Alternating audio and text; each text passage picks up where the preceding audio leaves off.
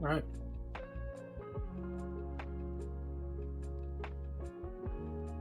All's well. Your chair is here.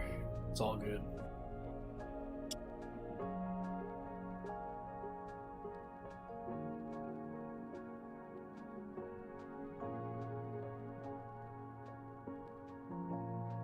Actually pretty nice. I'm a fan.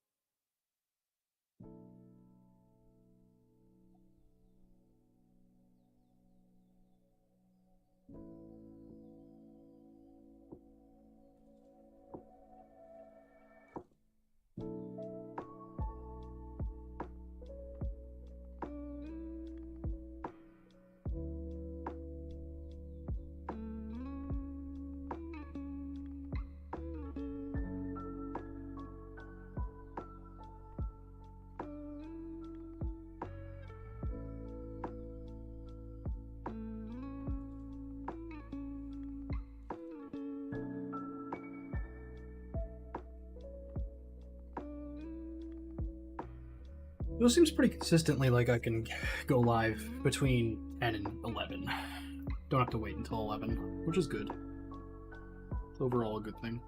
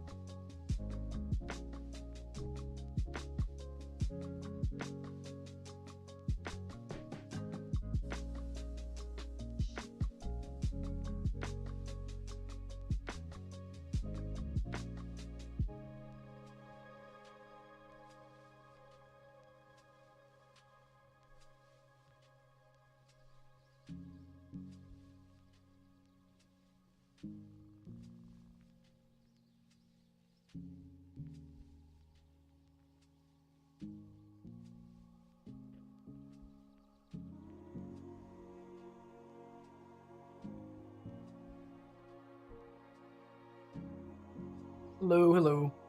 How's it going?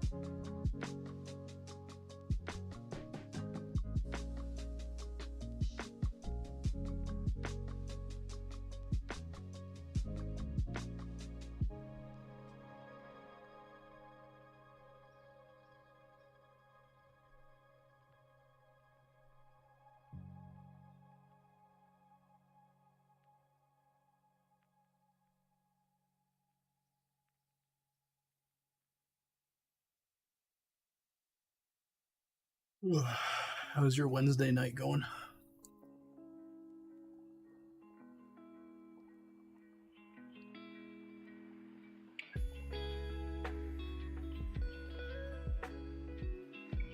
You can't hear me, right? It's not just an issue, right? Good, can't complain. Cool. I switched capture cards, so I wanted to make sure.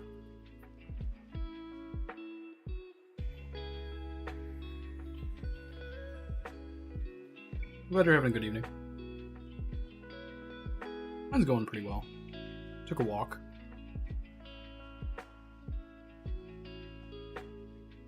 Got a good 5 miles in.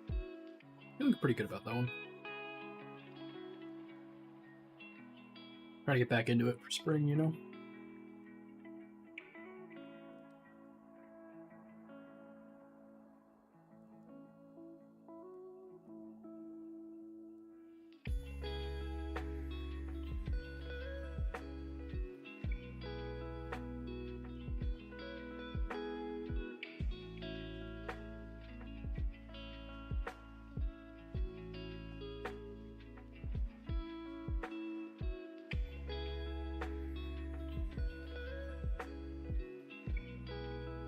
Got my new chair. Liking it so far. It's got more support. It's definitely... I'm noticing how worn down the old one was. Just from like the support that this gives me from being new out of box. It's a lot better.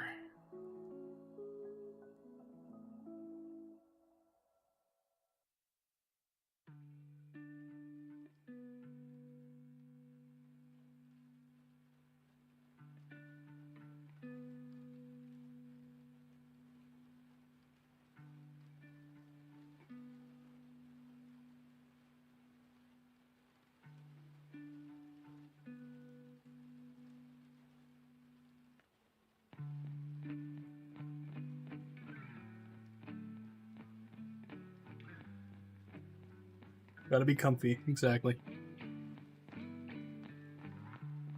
Yeah, no complaints so far. We'll see how it lasts.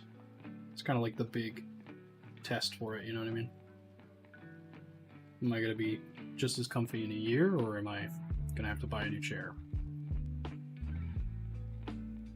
Last one lasted probably like 2 years, so not great.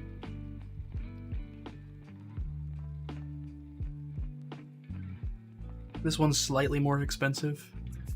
It's kind of like one of the cheaper versions of like an ergonomic high-end chair. So not terrible, but also not cheap.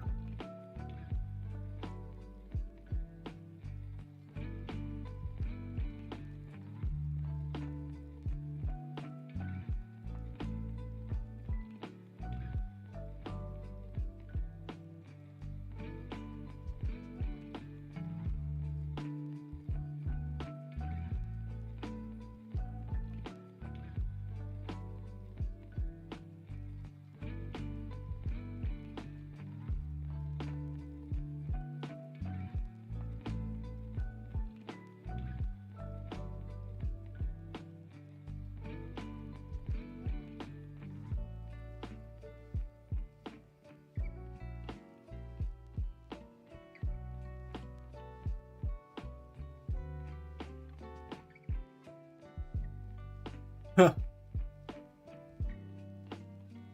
Yeah, cats do that.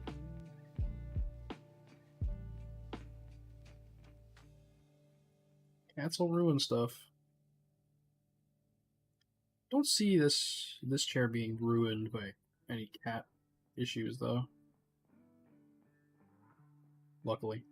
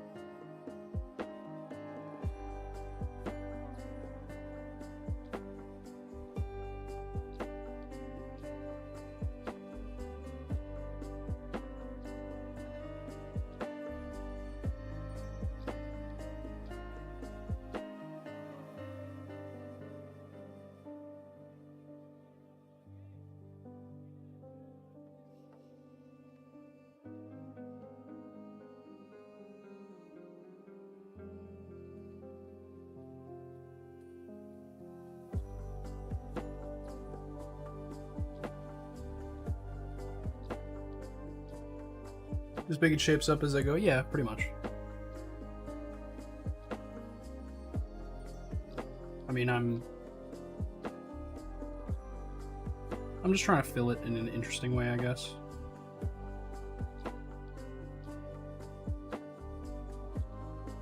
And I have my notes of like what's where.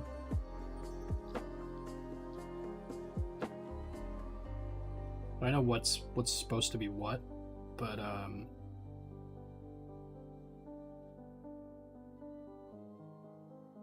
I have like my little areas. This is like a bar. There's gonna be a tavern. It's got a big old ship on top of it.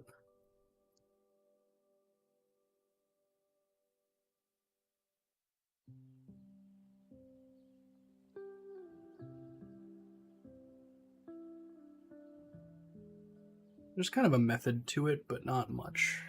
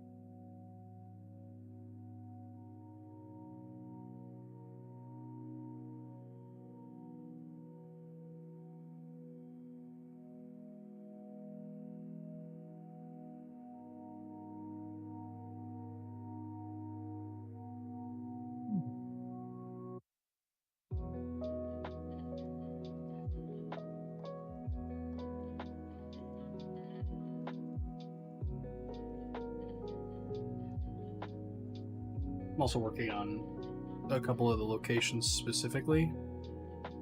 So I'll be doing like a ruins type thing for this area. So this big old statue and these guys, kind of like an old temple, sort of like Greek ruins.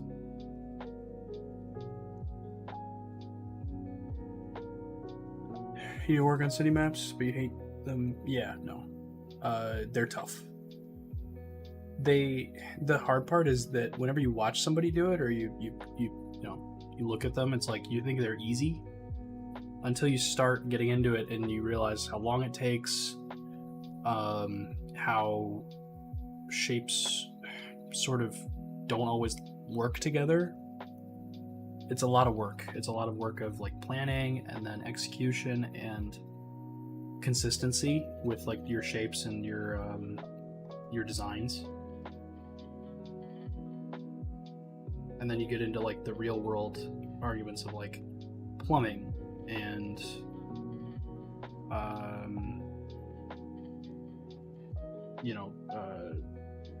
population planning, world building, like where the markets, where's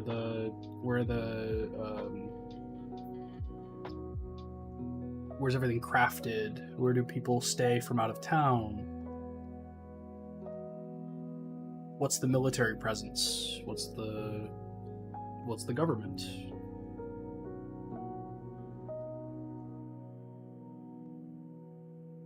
How does the way that the people use the land affect the politics of the land? I'm getting into a lot of that right now with my writing.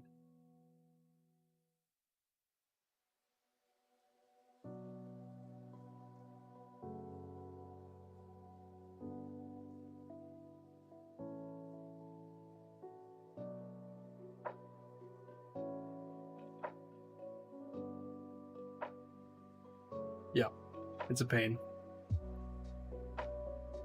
But, I mean, I'm getting there.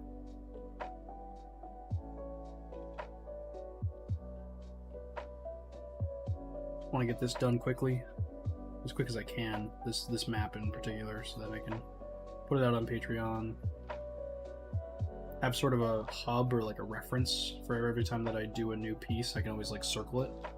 That's kind of the big goal for the first step of my first region or zone.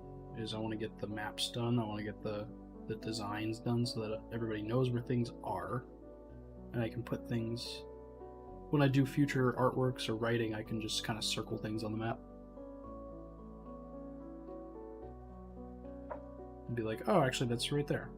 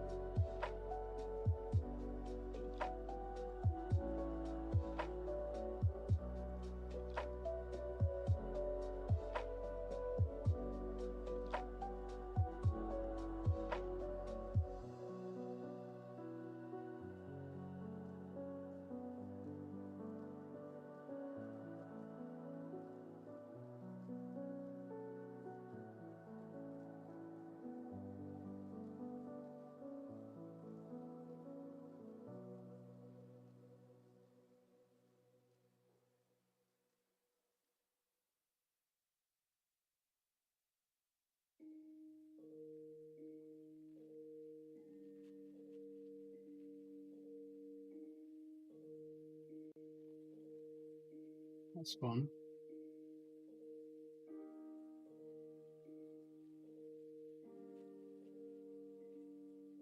Didn't make you choose a new brush.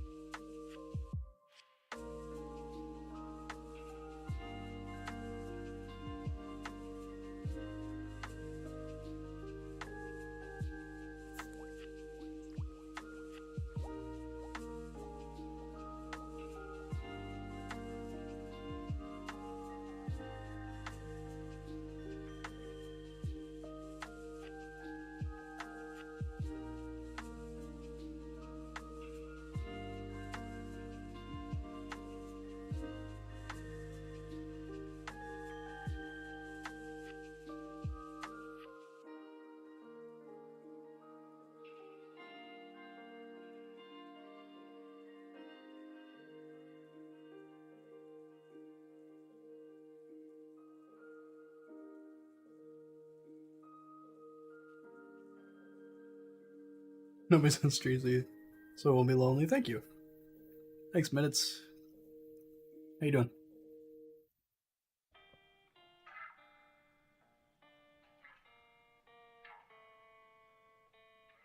Yeah, it's not true. I have friends. Come on.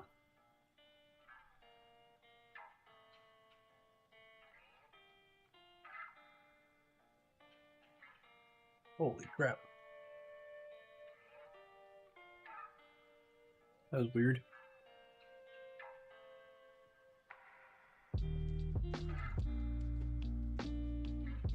You're doing? Okay.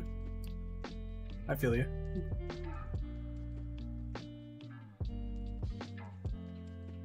That is a state of mind. I accept that. Yeah, it gets a little confusing. I'm streaming on Twitch and YouTube, so there are two chats.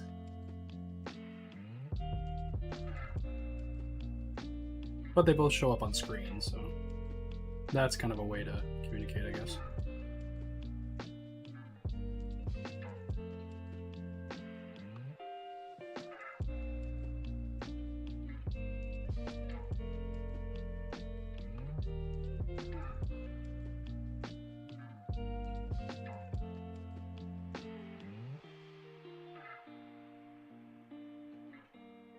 At the moment, you should have said. Okay.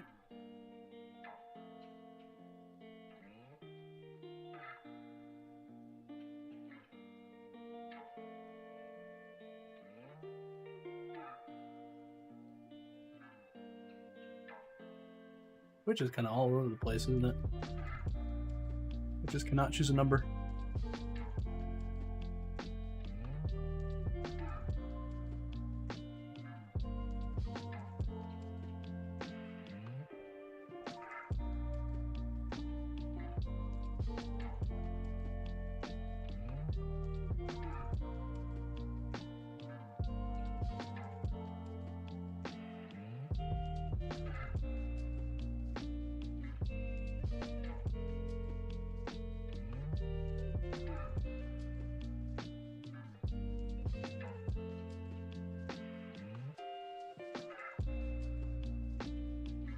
Yeah, we got somebody on Twitch.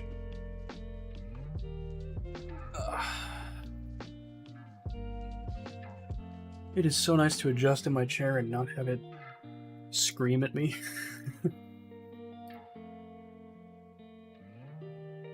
Creak and crack and make horrible sounds.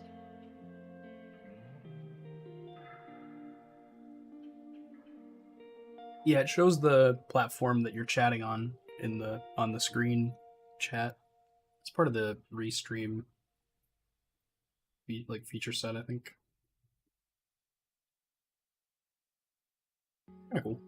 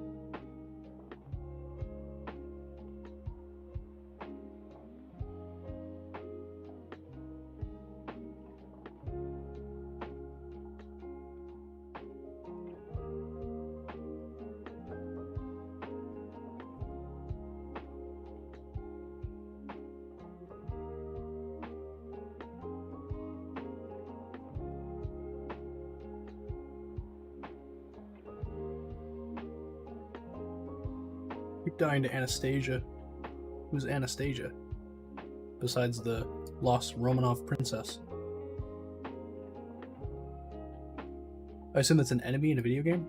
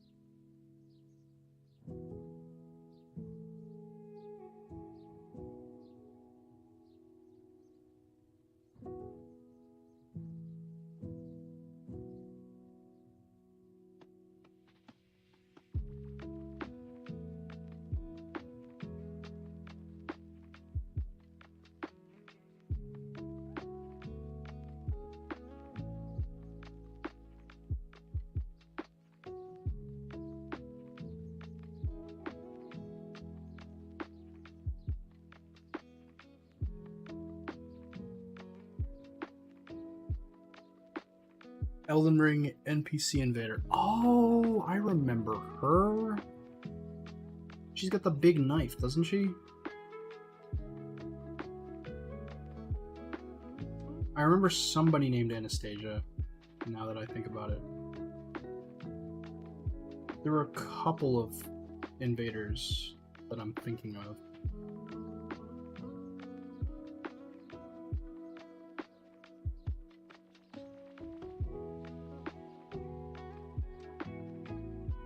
Is she one of the... Yeah, she's the one with the big knife. Is she... Okay, yeah, that's the one I'm thinking of. Yeah.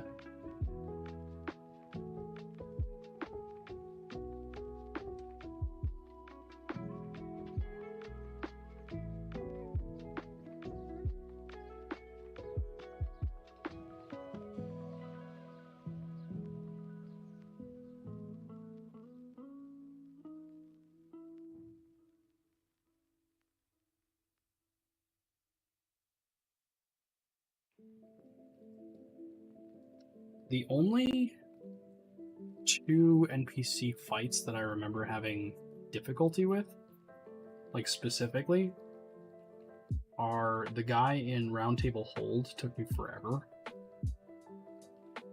But I think I just fought him like really low level and... Oh, she appears 3 times, that's right. She appears at the Caelid Church, the one that's right between Limgrave and Caelid, and then some like... Yeah, I remember now.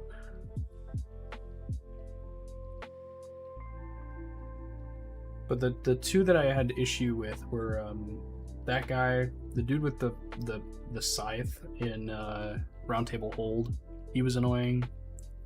And then the other one I had a really hard time with was Okino. Is Okino the one with the rivers of blood? The one in the mountaintops that you get the rivers of blood from at that church.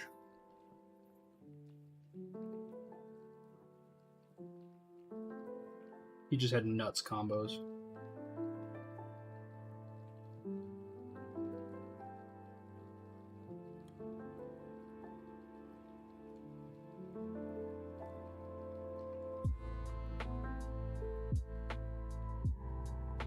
Yeah.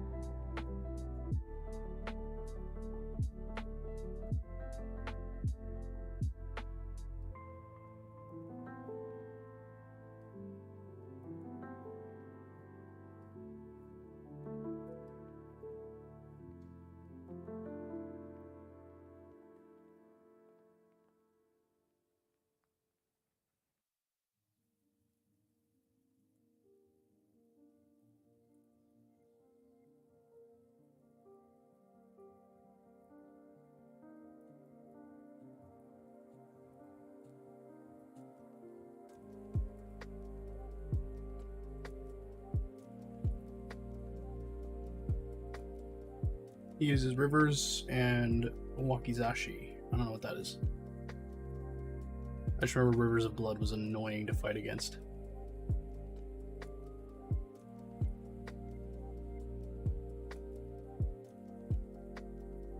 I mean, I remember him having a side, like, weapon, something you'd pull out, like an alternate, but I don't remember what it was. Wow. You guys hear that? That was the Allen key that I used to build the chair. Just a katana, but as a dagger. Okay. So just a knife.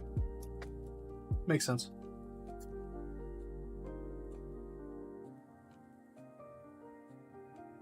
Yeah, he was a pain. He wasn't nearly as good when you summon him for Radahn.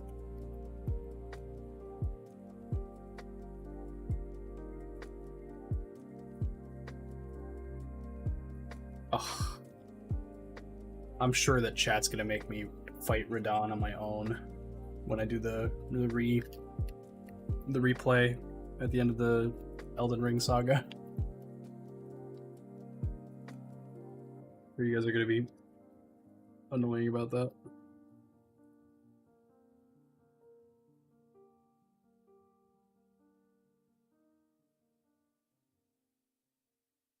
It'll be fun though.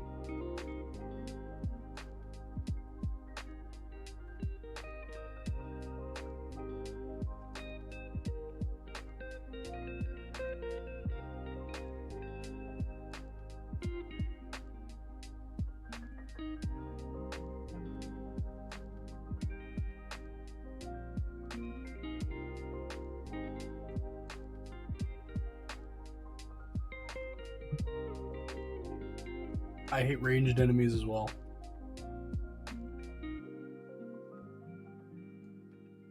Ranged enemies suck.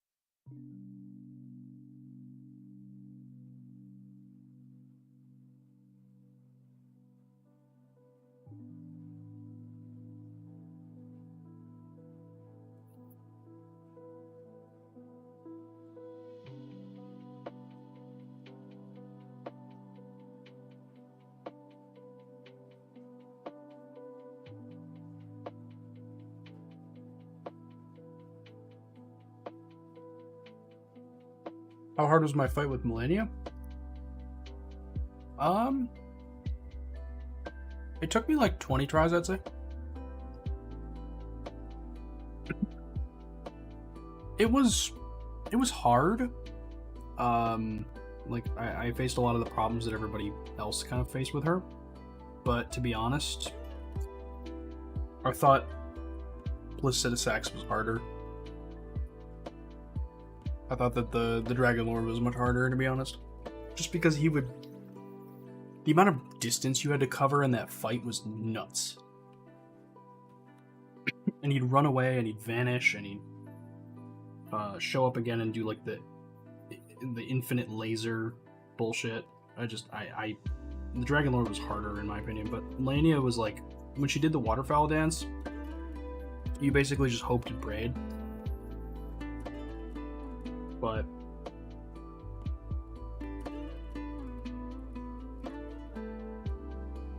the rest of the fight wasn't that hard.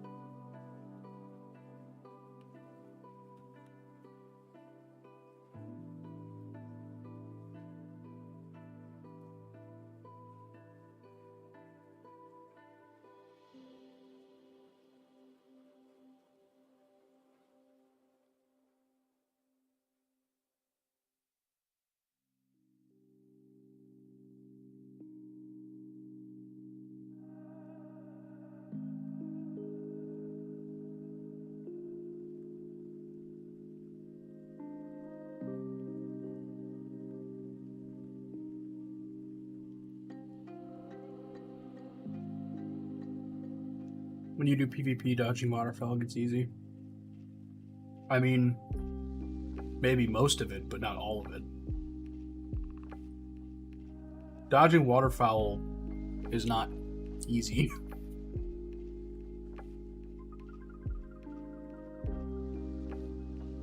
I watched somebody learn how to do it, because I watched their no-hit runs of the other FromSoft games, and watching him learn how to dodge waterfowl was like, oh my god, I'll never be able to get to that level because I don't move that way in these games.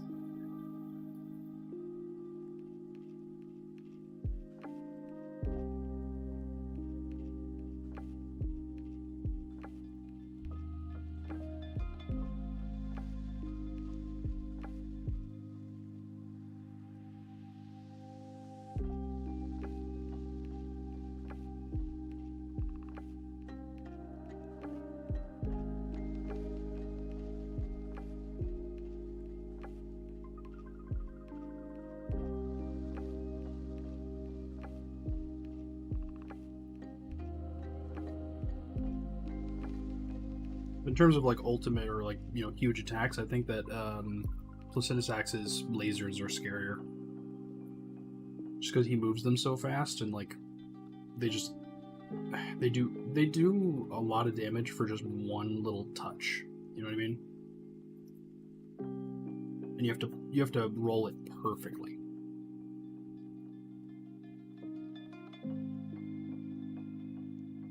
And you know that you're not gonna get any chances to fucking hit him at all because he's 3 miles away now. Because that's the way that he fights, which, I mean, that's my least favorite thing about FromSoft bosses, is the fact that like the ones that are hard because they run away. Like their main move is always running away and then hitting you with like some stupid shit from a million miles away.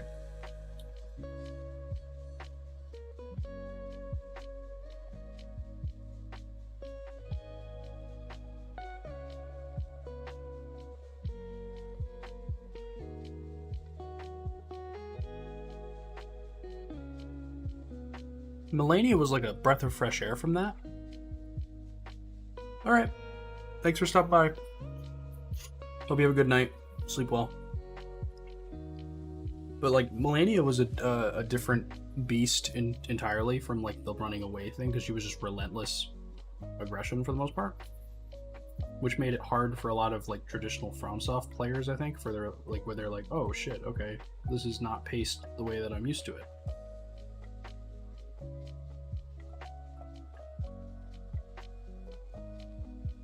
And that's kind of the nice change of pace for Elden Ring in general, in my opinion. I still remember when it was coming out and people were in the beta test struggling on Margit because Margit was a different kind of boss. He like actually read you and knew what you were gonna do.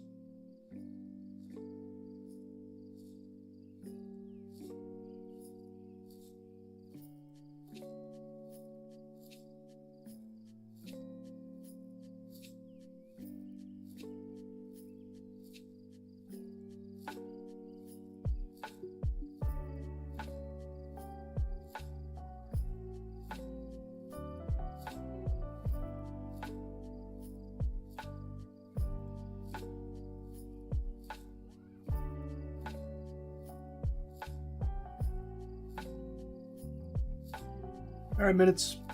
Thanks for stopping by. Hope you sleep well. I'll catch you next time.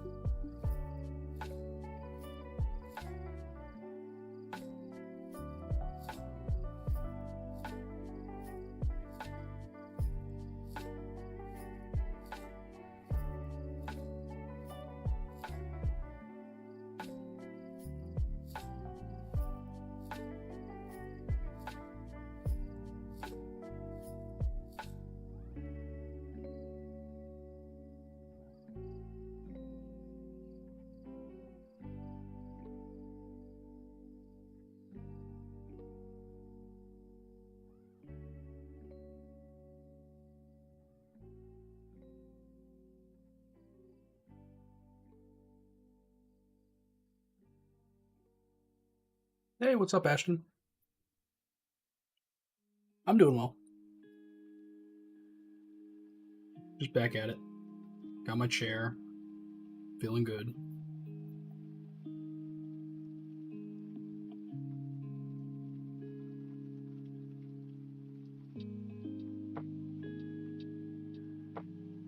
Trying to speed up the process on some of this stuff, you know?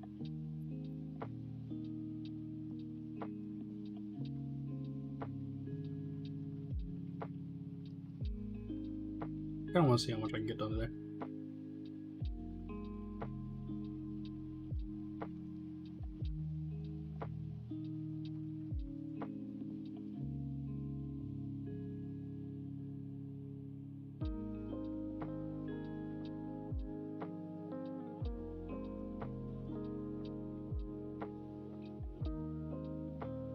Those buildings looks very satisfying. Yeah, I would say so. It's good.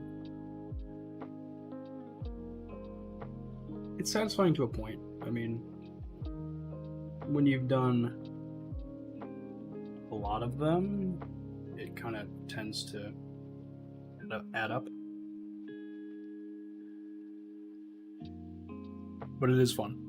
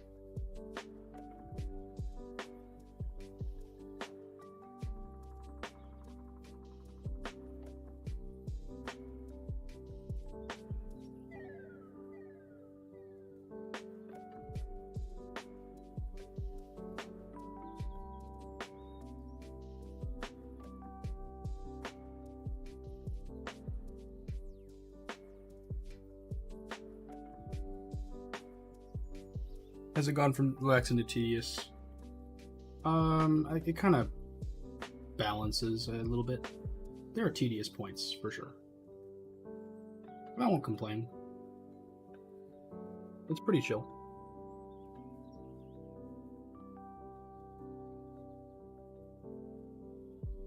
I can always jump to another project if I get tired of this. I just want to get this done because this is gonna kind of be a central piece to come back to circle stuff whenever I'm doing another design. Because a lot of the locations are gonna be here.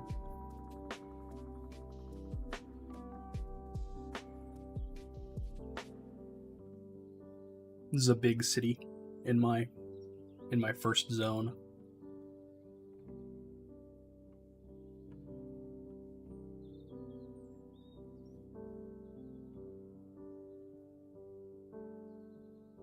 I'm working on a couple of the specific areas.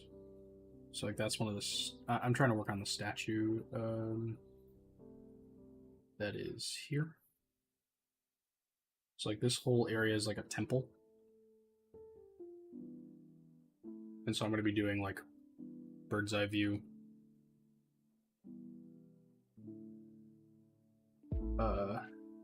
Diagram, map thingies of each environment design.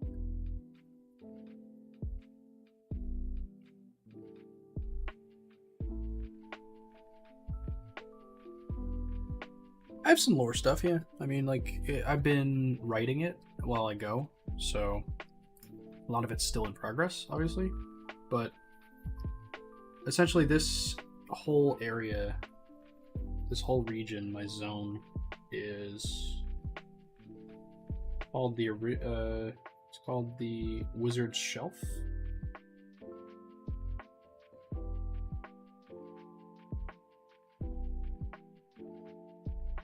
And keep that. Notes. That. Okay. So this is the city that I'm currently drawing.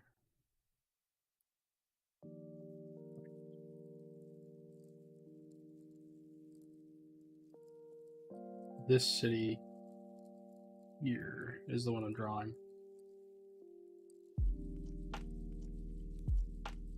But what happened with this area is that there's an even larger map that this is raised up from. This is kind of the starting point of it all, and you can kind of see that this is the Wizard's Shelf, and there's all of this other sort of, you know, step.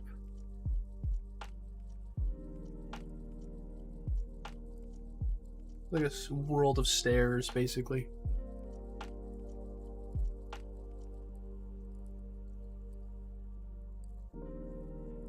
A lot of it's in production right now. I've been working on other stuff, so this map has not gotten a lot of love yet. It will, though. Very soon.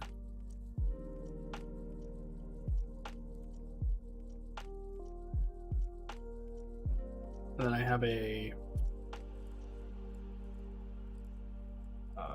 text file somewhere of like basically the whole overview of the lore at this point. So that's been underway.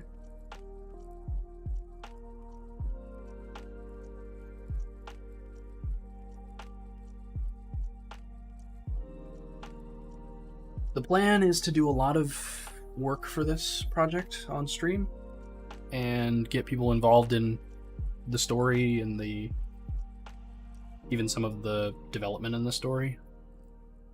See if people want to interact with that. But first I want to get products out, so I got to get my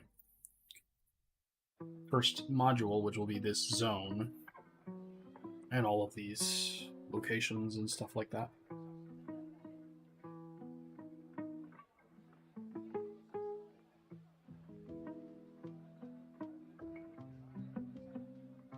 Oh, you're thinking about starting a session using it. Hey, I mean, that's what I'm working on. So a lot of what I'm doing right now is more sandbox. So I want to make the first module kind of mostly just art for people to use in their game, but also give them like a setting to put their game in using my art. So I have some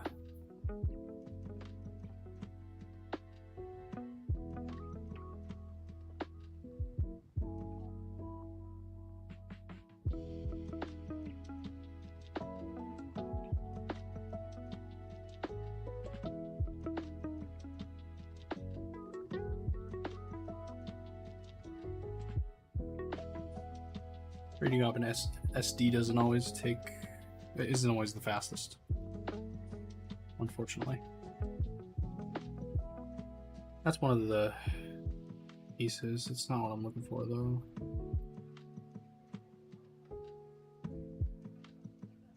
I got some character sheets I'm working on. Those will be coming out soon.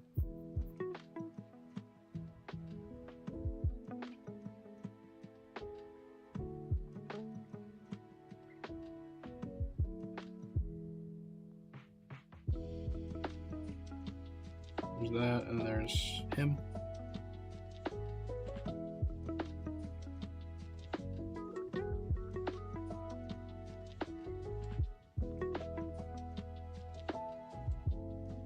So a lot of the streams will be focused on this stuff. Writing, doing concept art, mapping.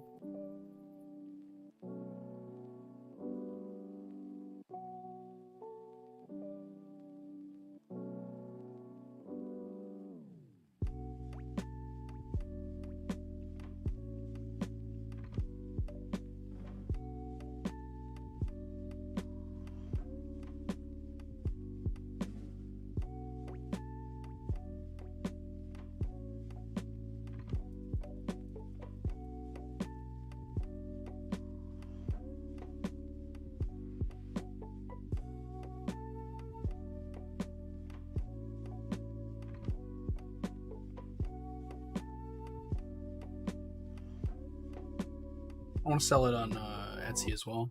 It's kind of part of the plan. Yeah.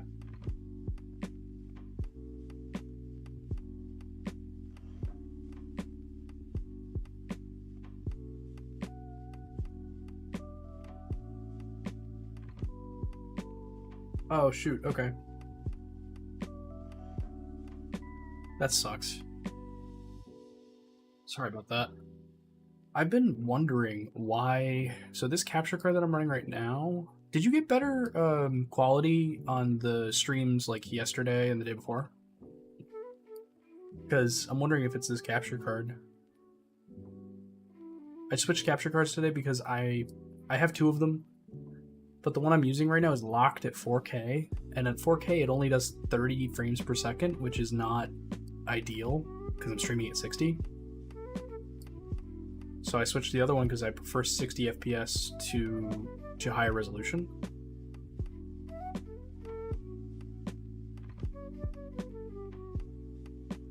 Oh, it's been the same? Okay. Because I noticed that somebody, I don't remember if it was you, mentioned that there's no quality settings between like auto and 1080. VODs are good though? Huh. Yeah, I don't know. Have you tried, like, have you turned it to source, the quality to source, or no?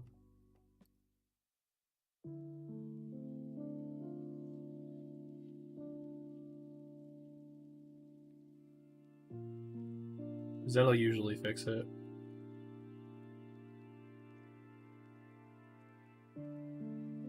Huh. Yeah, the characters aren't on Patreon yet, but I gotta get them up. Lost a couple patrons today. That's fine though, they mostly became a patron just to get access to my past stuff, which is fine. That's why I offer it.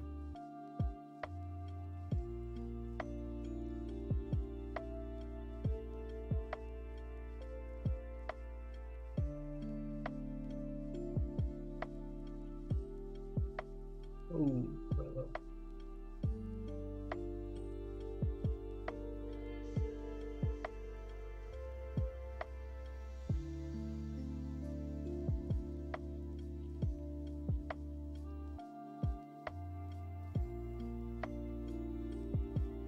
You'll be sticking around as long as you have the money. Thank you. I appreciate it. I promise to get this stuff out. A lot of this gaming content is just like, it's so close to being done. I just haven't had the opportunity or the like the drive to get it done. So I'm hitting that now. Sticking with the stream schedule, getting my shifts of art in, basically, and just going through it all. I'm thinking that in addition to Patreon, though, I want to start a Kickstarter for this first module to see if there's any support. So once I have like enough concept art to sell it, to do like a production or like an ad campaign, I'll probably put it out there. See what kind of support I get.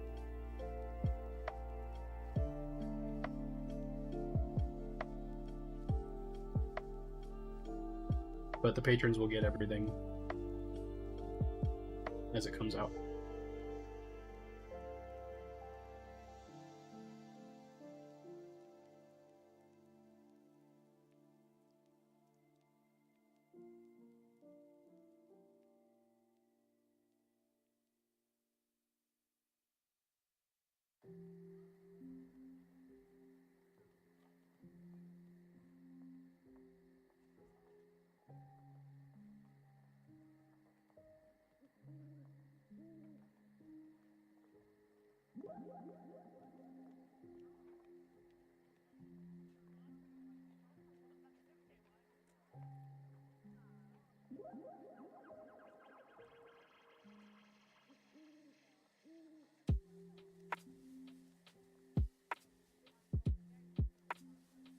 Thank you. I'm hoping it goes well too. Not sure what to expect, to be honest.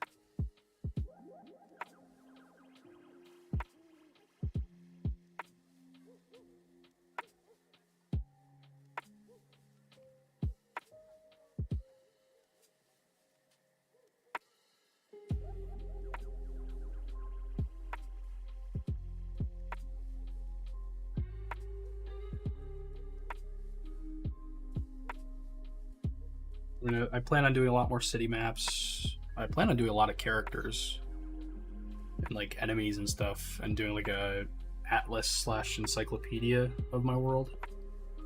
That's gonna be kind of the big central book that's gonna have most of my artwork in it.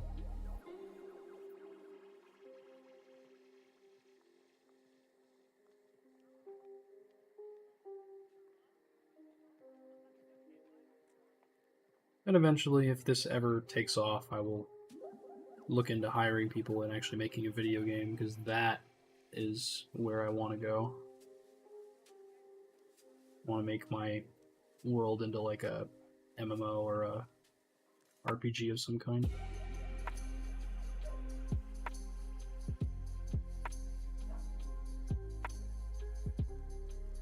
But I can start with 2D art and make RPGs that way, so why not do that? Build a little bit of a brand, get story writing experience and all that.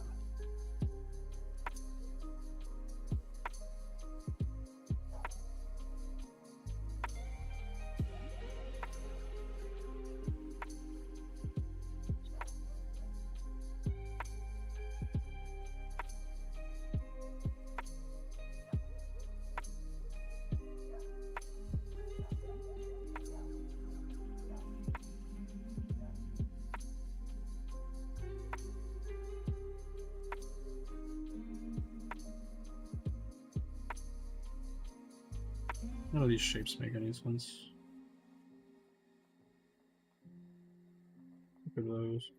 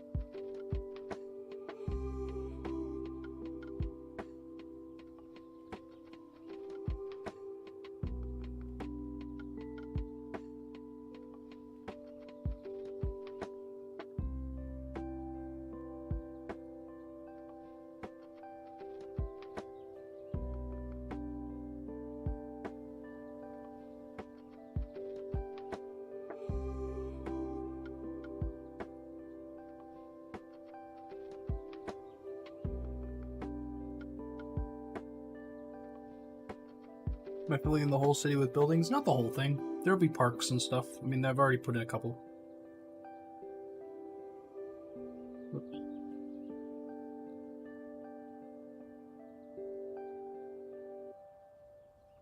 I already put in a couple of parks and stuff, like down here.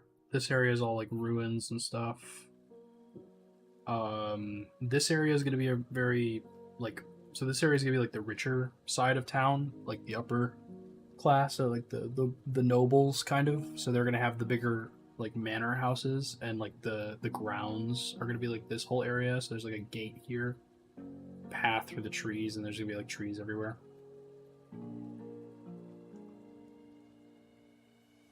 It's going to be a lot more spread out.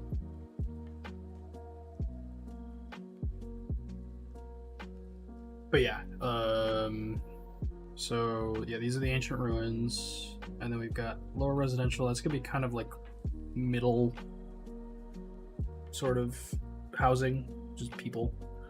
I want to put markets here, so this is gonna be like a market area, since both upper residential and lower residential will be able to reach it very easily.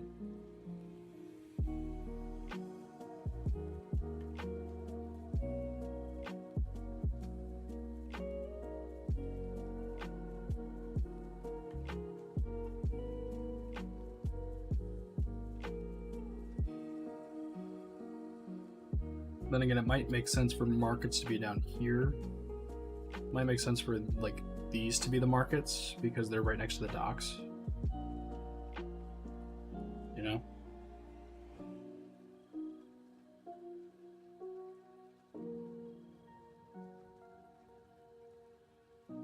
Now, the funny thing is, I was gonna make it a lot bigger. The original plan was like buildings to be like this size. Basically like this size. Like a big building would be like that.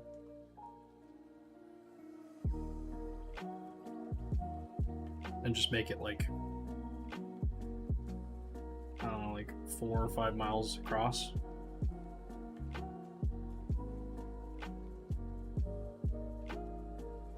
This way I think it's more like from like here. Well, easier to just put this on this layer.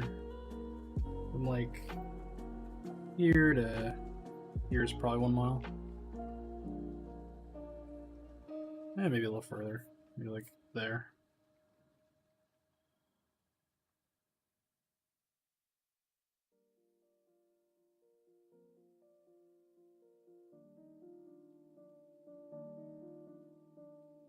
Let's say that's 1 mile.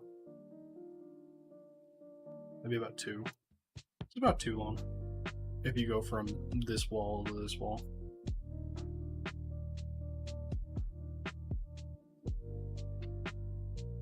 So it's like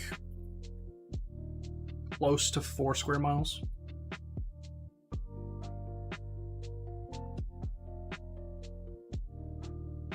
Yeah, more like 3. That's about 3 square miles, I would say. On that scale.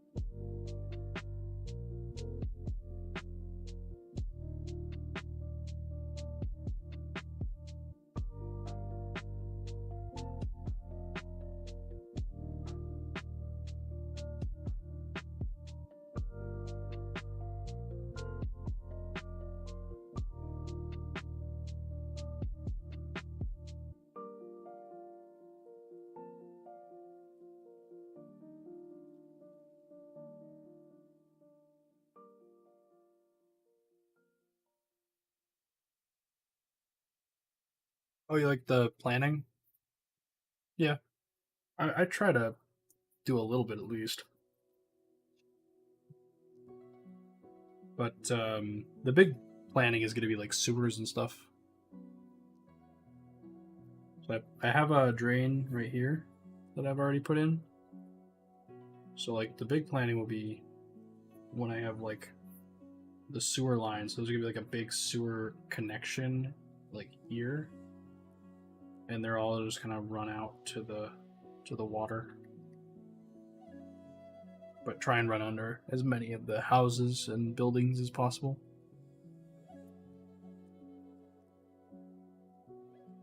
And there will probably be like adventures down in the sewers.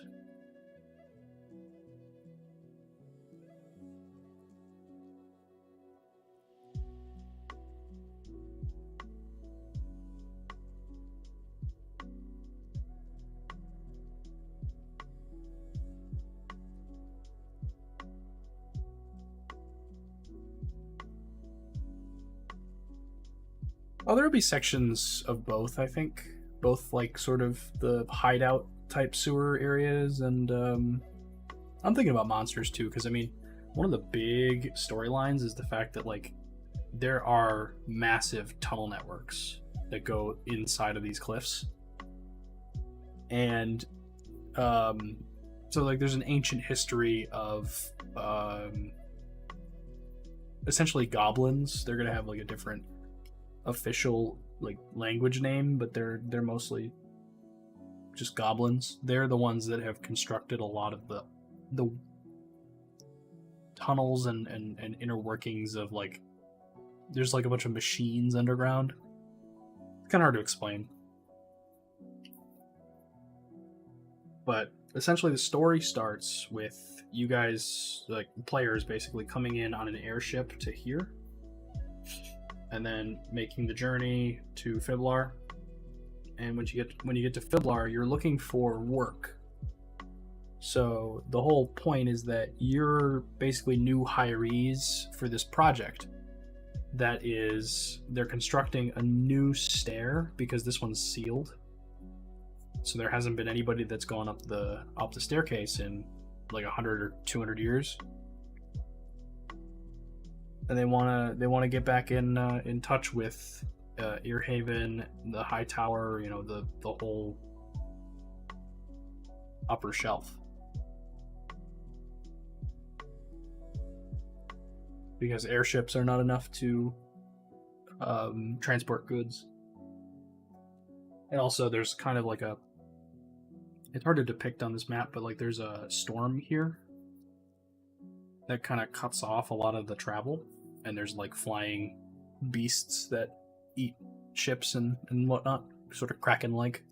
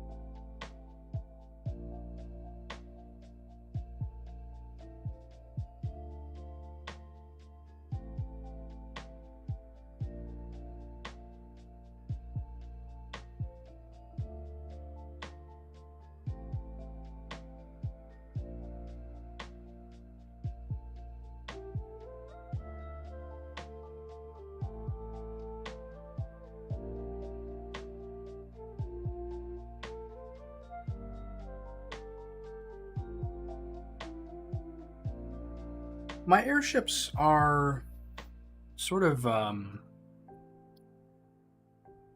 they're different. They have like fans, so it's more magic.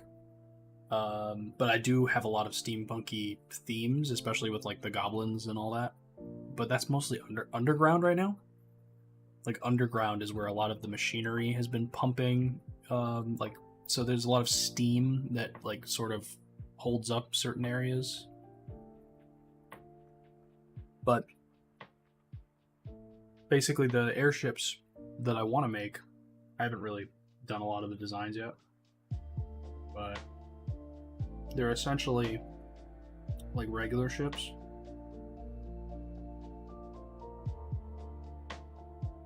Or you know, like let's say that you got a ship. Say that the sails are tied up.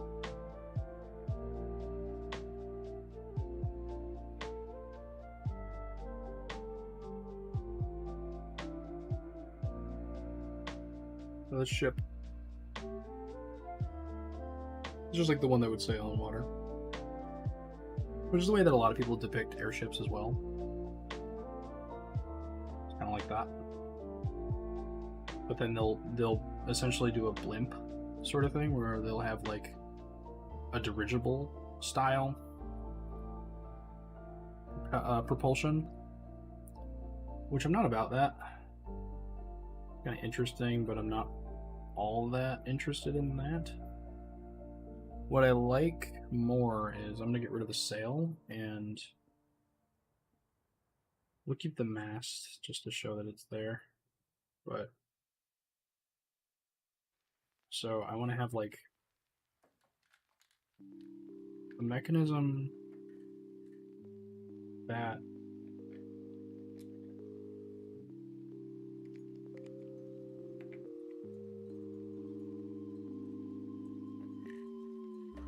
has this fan on it that goes up and down. And then have like stabilizers, I guess.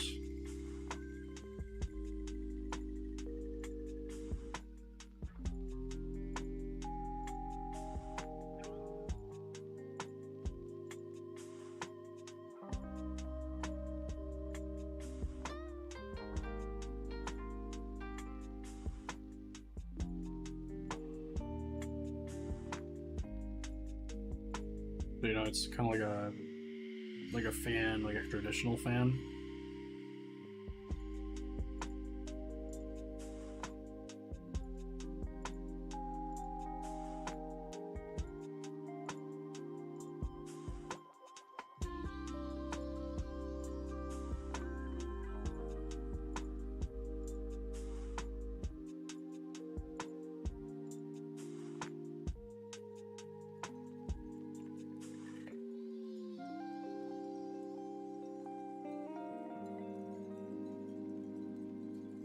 I don't know.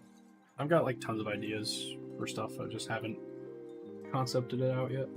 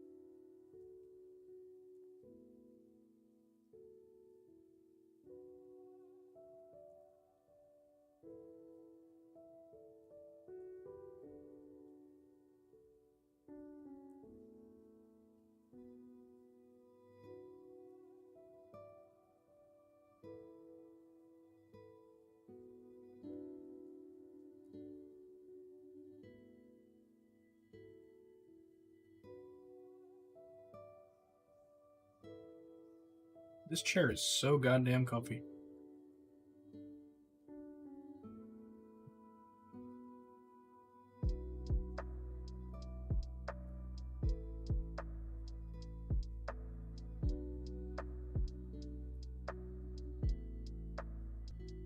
Yeah, no, the airship definitely, like, because I always think of like the World of Warcraft design. That's like the traditional to me. So I didn't want to go with that, but I do like those. I don't mind taking some of the, inspiration from it. But I always thought of it as being like different. You know what I mean?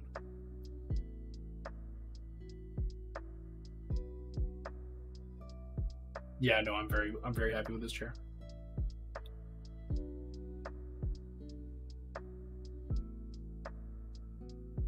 This chair has been already very much worth it. The big test will be if it lasts, though. If it lasts, like, I want it to last the next 5 years, realistically, but we'll see. It's just nice that it's not leather, it's mesh, but it's still as comfy. Like, it's still even more comfy, to be honest.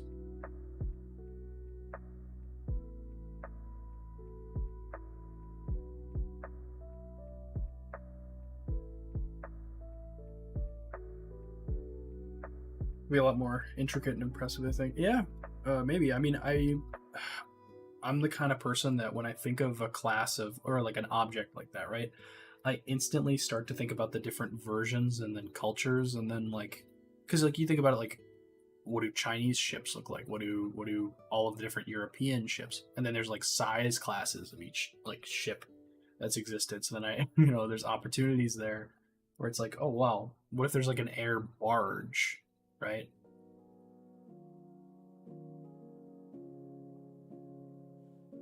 What if there are airships that get pulled by like something like a dragon or a giant bat or eagle, or something crazy like a sky jellyfish or something crazy.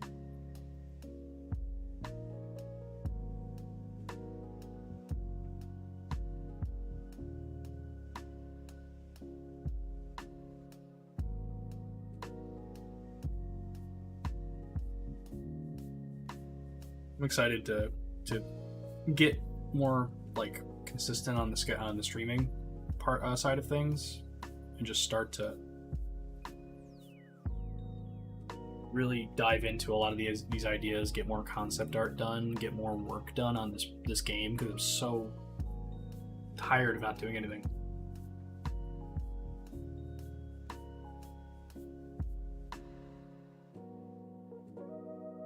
It would be fun, yeah. Giant floating jellyfish are awesome. I loved them in the new God of War.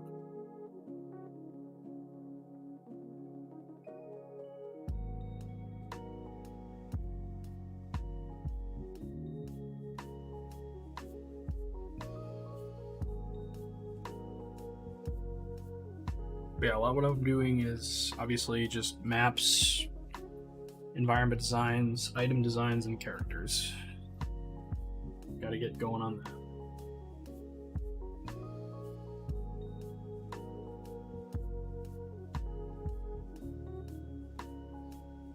But the good news is I've developed my style a little bit.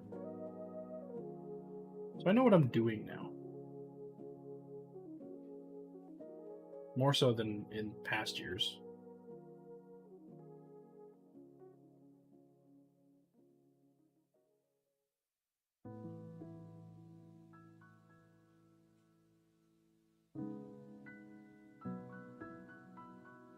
I'm excited.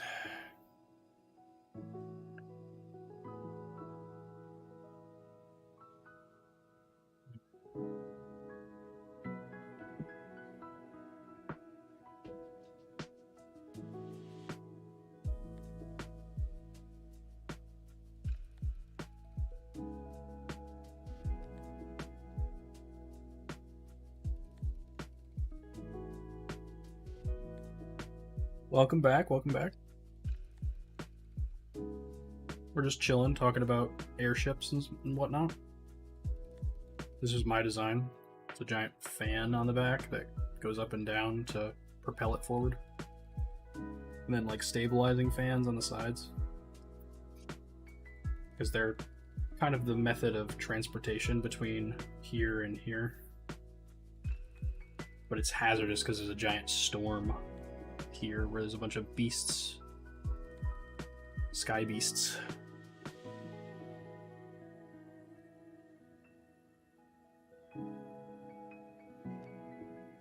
That's kind of the state of the world in the first module when the characters arrive on the wizard's shelf. Is like the lower shelf and upper shelf are not exactly like traversable easily.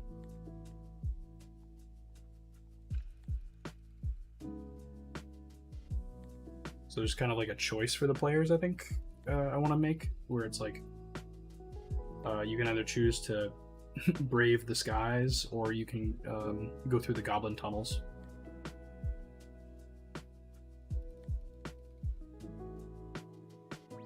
And discover a long dead civilization through a series of puzzles. Much more of like a steampunky vibe, I think. Giant machines underground.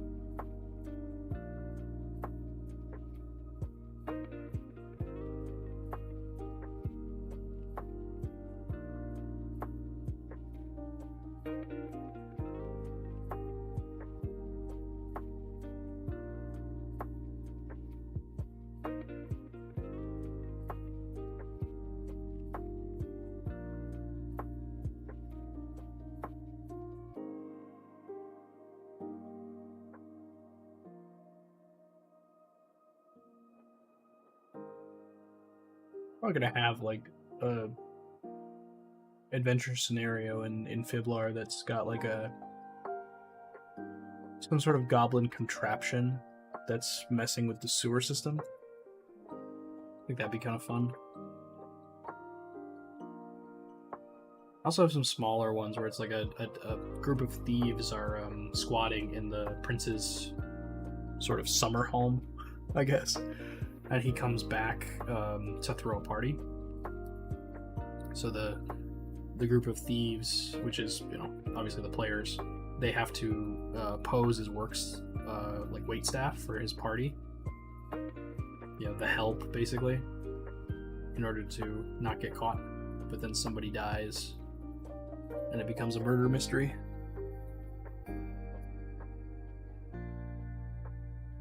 And if you get caught as the squatters, it's very difficult to convince them that you didn't commit the murder. You might have to fight your way out.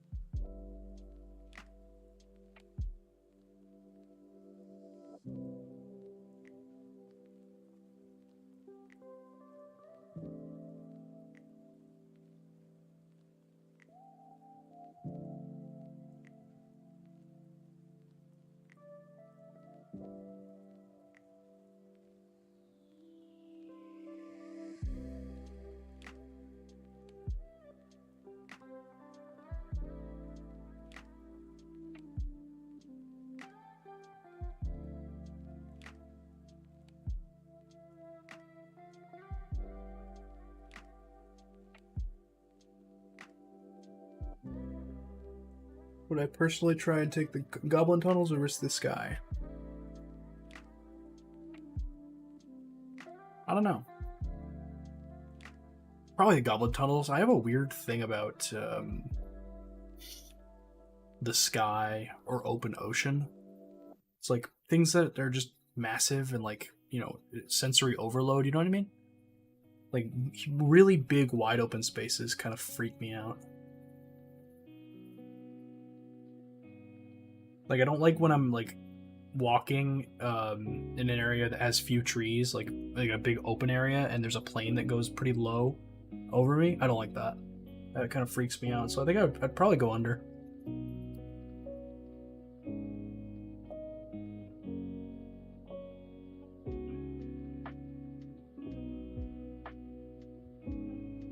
Then again, it depends on how narrow the tunnels would be. Frontiers where we don't belong. Yeah, that's a good point.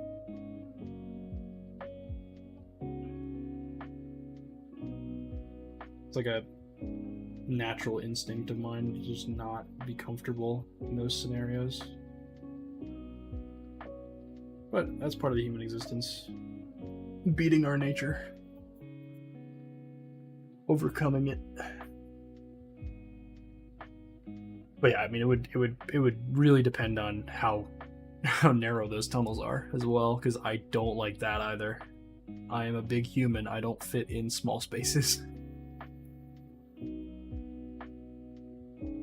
I watched a video about a historic event about a spelunker who kind of got caught in a cave in Kentucky and was left there for like 14 days. They were not able to get him out. He starved to death. It's a freaky thing.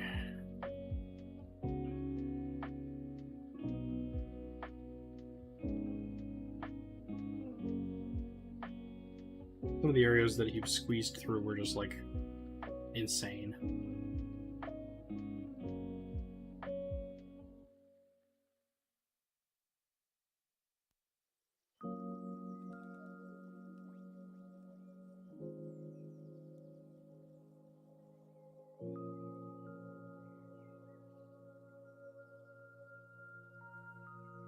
You think I know you know what I'm talking about? The one with the super narrow tunnels that you can't go anymore. Well, it collapsed, yeah. It was like Crystal Cave or whatever in Kentucky. This was back in like the 1800s. This guy got stuck down there. And for like 14 days or something like that, the townspeople just kind of like gathered around and were totally useless, and he ended up dying.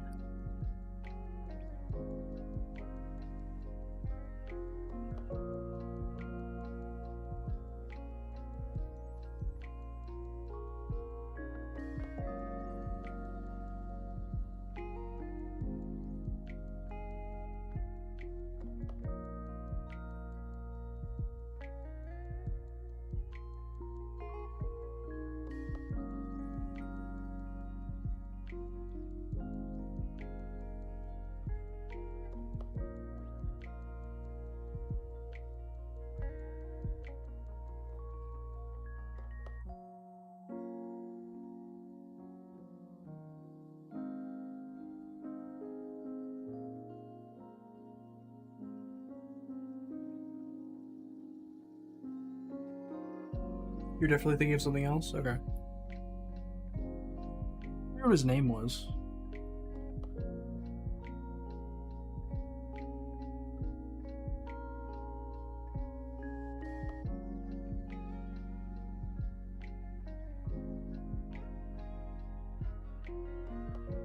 Tragedy at Sand Cave, that was it. Yeah, Sand Cave was the opening that led to Crystal Cave. Floyd Collins was an American cave explorer, principally in the region of Kentucky. Yeah, he died.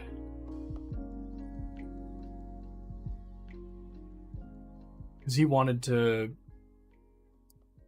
commercialize like tours of it, but he got caught on one of the trips down there and stuck. It made like national news at the time. It wasn't in the 1800s, it was in the early 1900s. So it was like the papers had reached all the way to the West Coast by the, like when he was still alive in the cave, but they still were not able to get him out.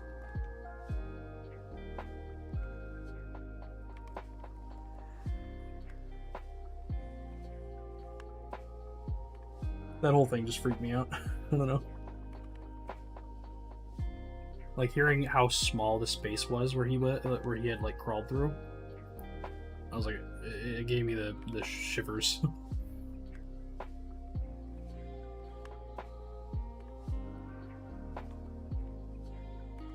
You know, if you don't fit, you don't fit. Don't try.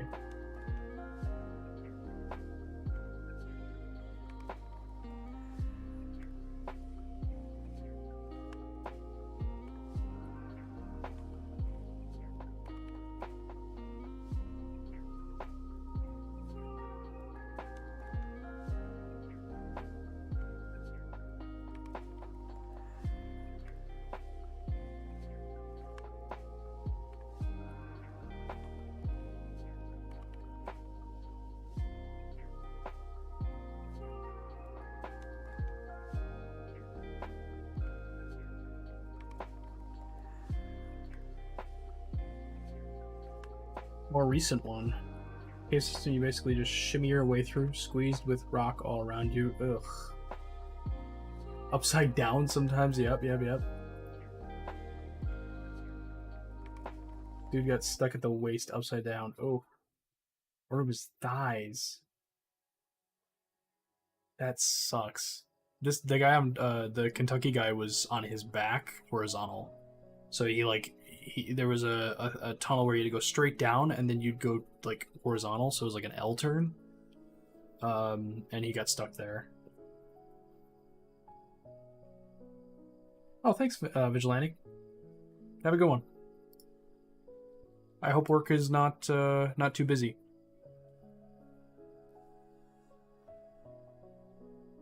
Thanks for stopping by.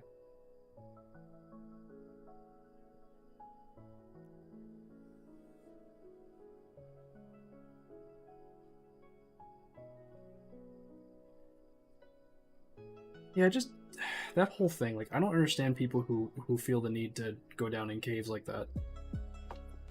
I really don't get it.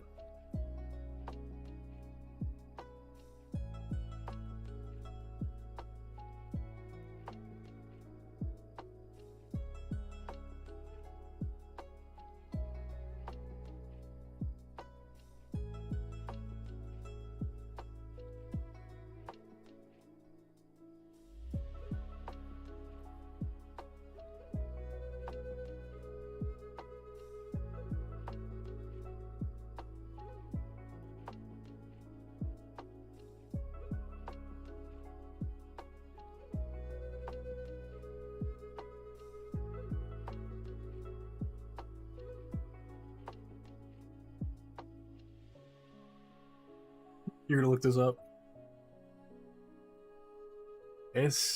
Yeah. I don't know. The video I watched was from a more comedic YouTuber who it's internet historian. He goes over like he does like in-depth dives into like stories. It's like a weird channel, but I watched that because I wasn't sure what I was getting into, and then I just watched the whole thing. It was pretty captivating.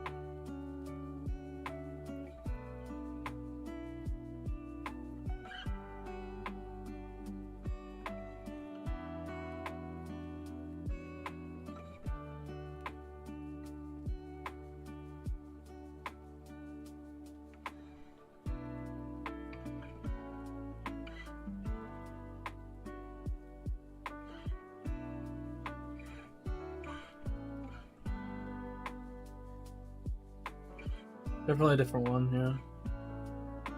It was similar, and they were able to get him and get to him and talk to him, but because his legs were jacked, they couldn't move him. Huh. Recent, you said? I think they would just remove the legs. Wonder why they didn't.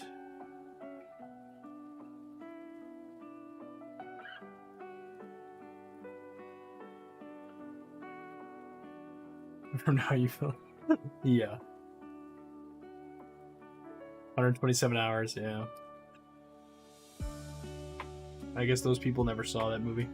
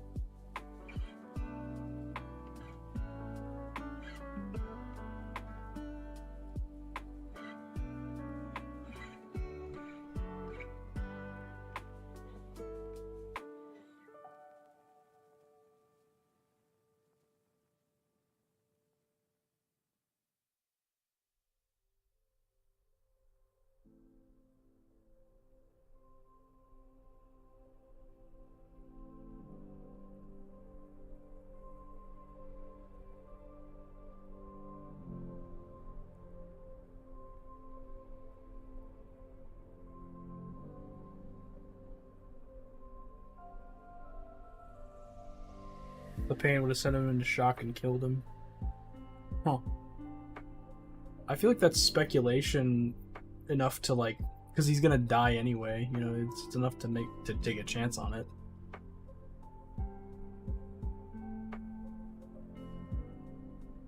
The last few decades, kind of recent. Huh.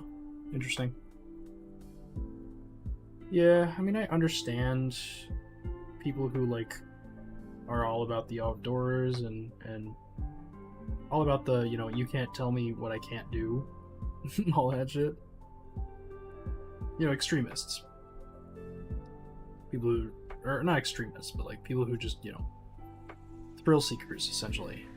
I get the whole like appeal of that sometimes, but for the most part, I'm kind of like, I don't know. Is it worth it? Doesn't seem like it.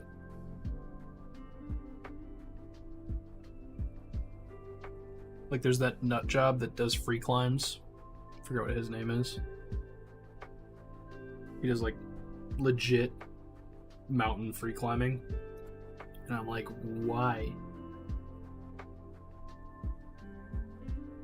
I get rock climbing. Rock climbing's cool, but doing free climbs on like, you know, at Yosemite? Like, why?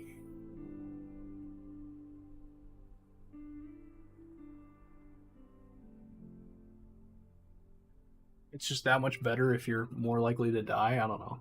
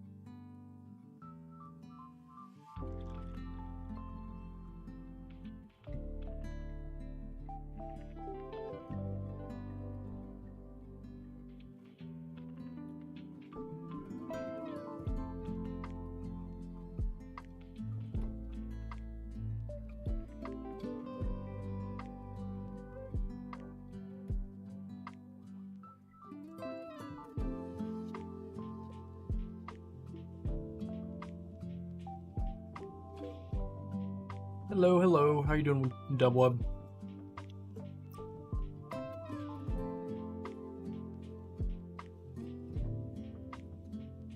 Welcome back.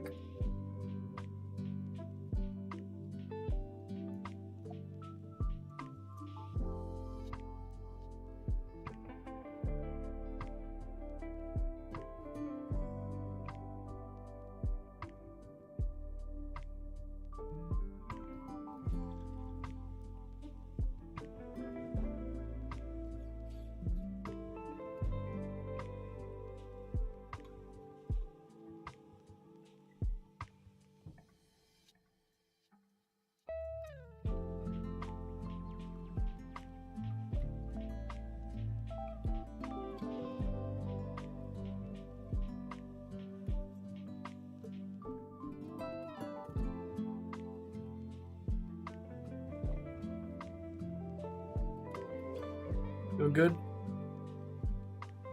Oh, you want to make one? Do it. These are so fun.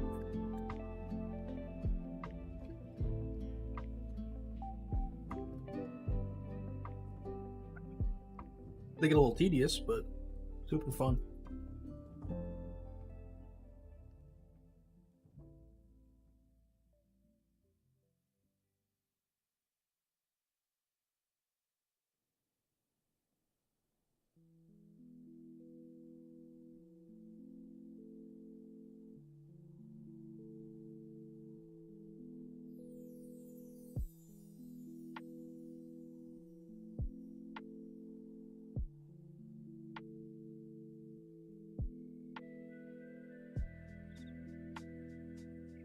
Nutty Putty Caves, James Edward Jones.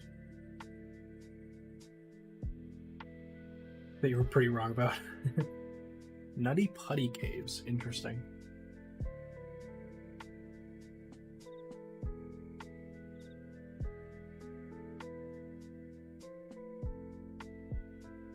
After being trapped for 24 hours in 2009, you're right, it's very recent.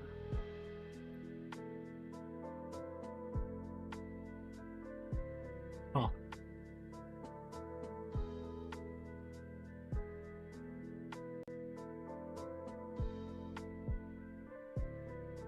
Yeah, I don't remember this. Very similar, though. Very similar to the Kentucky story.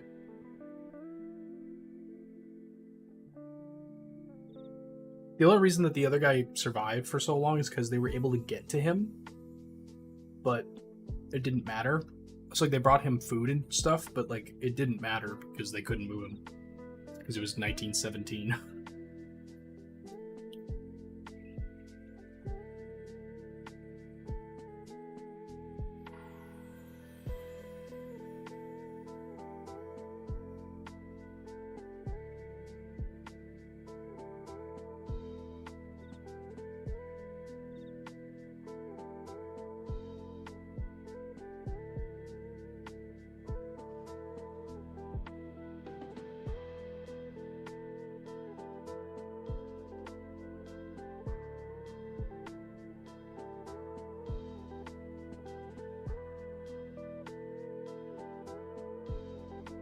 And they've broken apart the rock, though. Yeah, they could have. And to me, like, it kind of makes sense for them to have done that because the alternative is just doing nothing and him dying inevitably. But I think that they were kind of. I don't know anything about the Nutty Putty Cave story. That sounds crazy that they just let him die even though they knew he was there.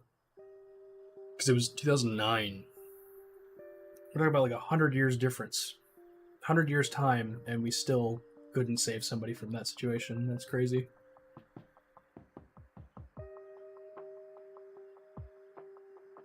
But in 1918 or whatever, they had like dynamite. That was it. So like they could have used it. I think they should have, to be honest, but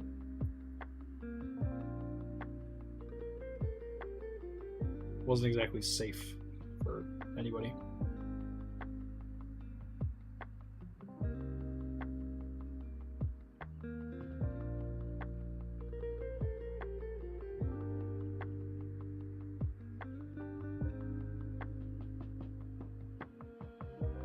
They got to him and tried to use pulley system and stuff. Spent like 27 hours, but he was in an angle where the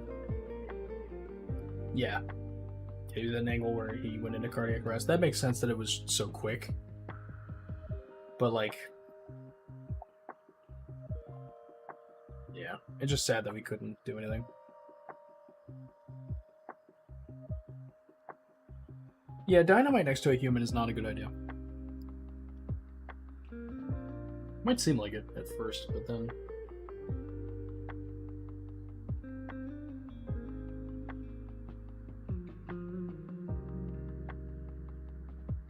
not so much.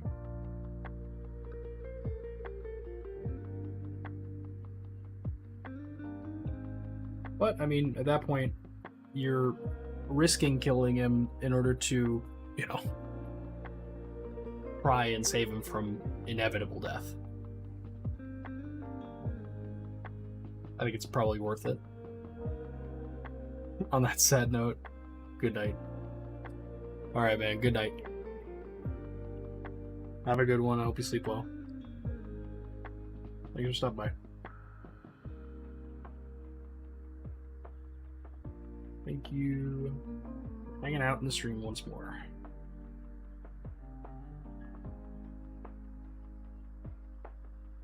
Forget what the schedule is for tomorrow.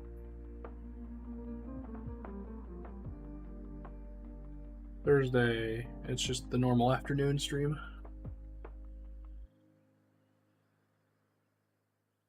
Nothing special. No late night.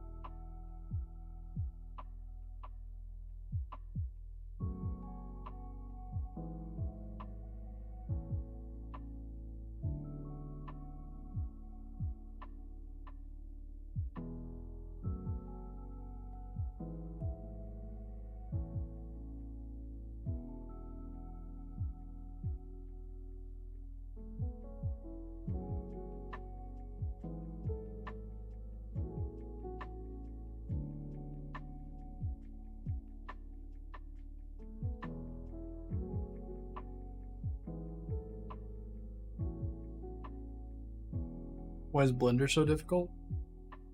Because it's open source. Doesn't have any of the funding to make it more usable.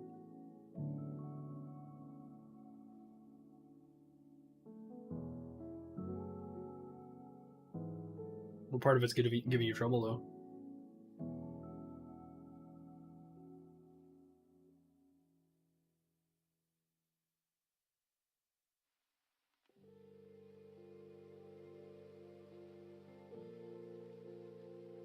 Everything. Yeah. It do be like that sometimes. It's pretty complicated, yeah.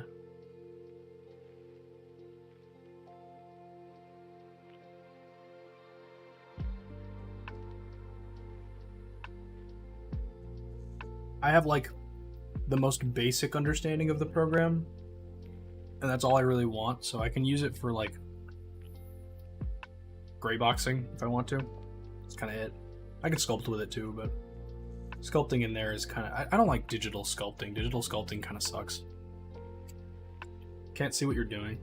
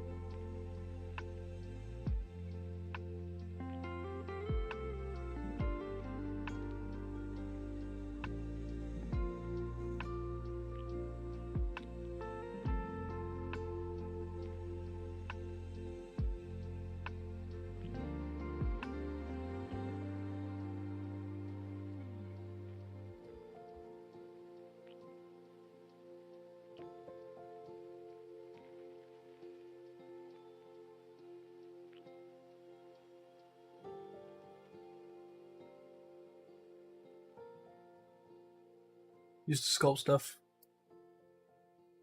all the time. Yeah. Digital sculpting just kind of sucks. It's cool when you get to 3D print it. It's really cool, but the only cool part is the result. There's no good, like, there's no good process. You don't ever enter a flow state. It's just constantly fighting with the program.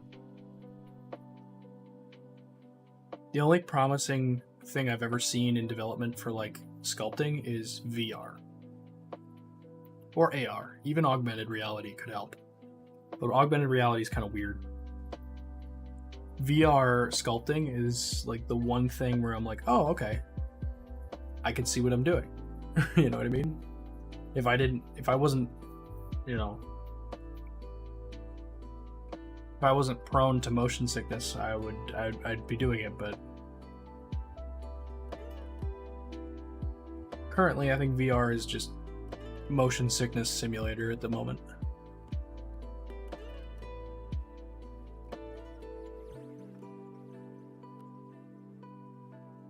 So that's an interesting thing because you can do that.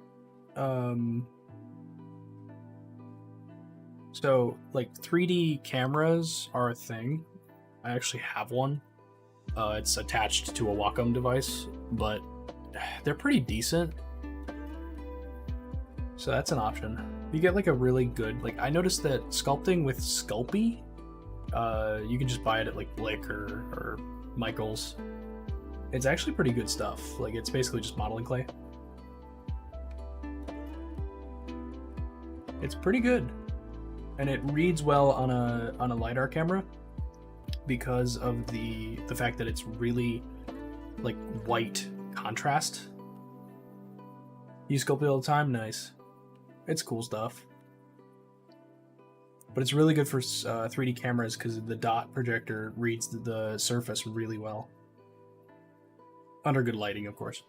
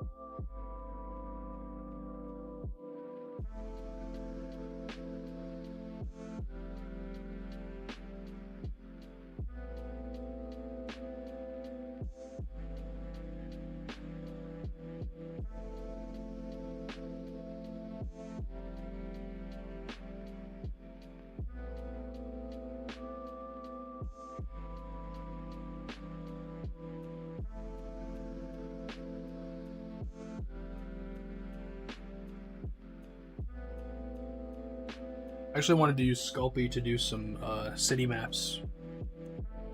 Because I could use the LiDAR camera. I could use the 3D scanner. So I could do like a bunch of little houses and then do a terrain map. And then put it into like Blender or something like that. That'd be super cool.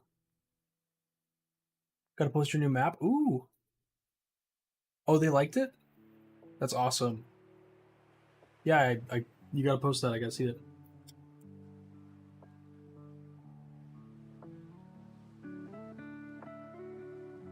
It was a wonderful feeling to hear that your client likes the work.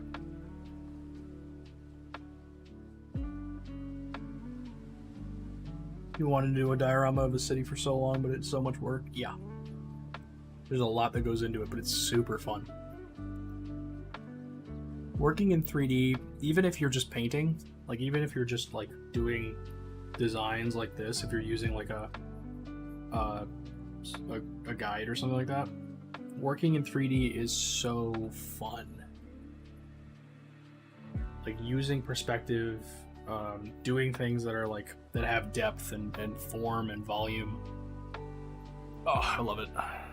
I'm not like as much of a fan of this kind of stuff where it's top down, but this stuff is pretty easy to kind of, you know, churn out. And I gotta get more content out because Patreon is becoming a little bit of a backlog at the moment.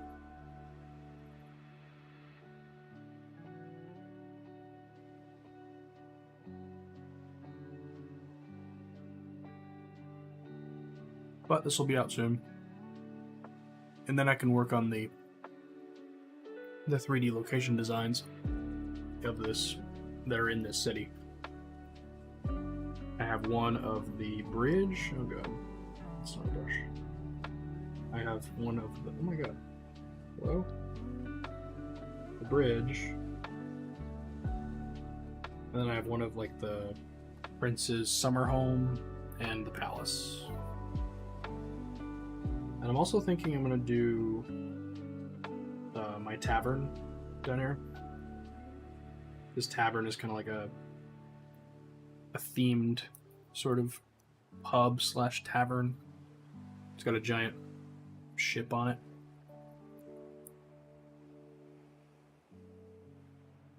You like the 3D view maps, but the top down is just easier to map out accurately? Yeah. It's much easier to do accurately for sure.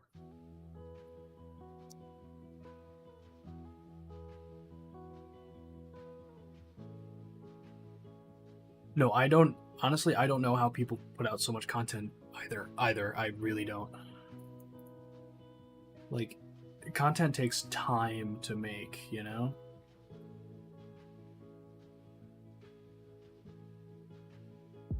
There are some people that really blow my mind with their output schedule, like their production schedule. It's crazy.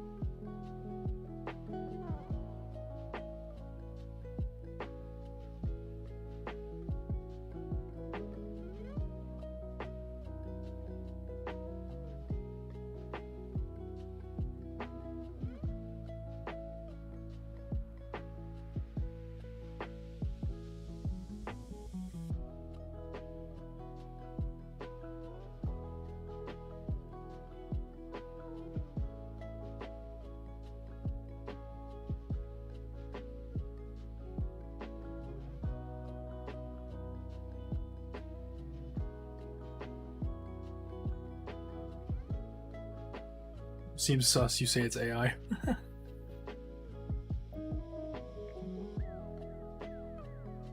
Pretty soon it's going to be a bit of an issue on sites like ArtStation and other portfolio areas where we're not gonna know what's actually human work anymore. And then there's gonna be a gray area of like, oh well, you know, I did the basic sketches, but then I had AI churn out like 50 more in the same style.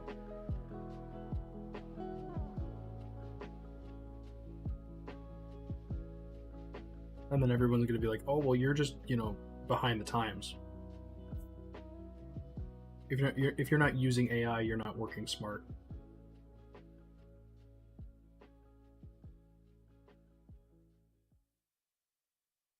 That's how it's all gonna go down, I'm guessing.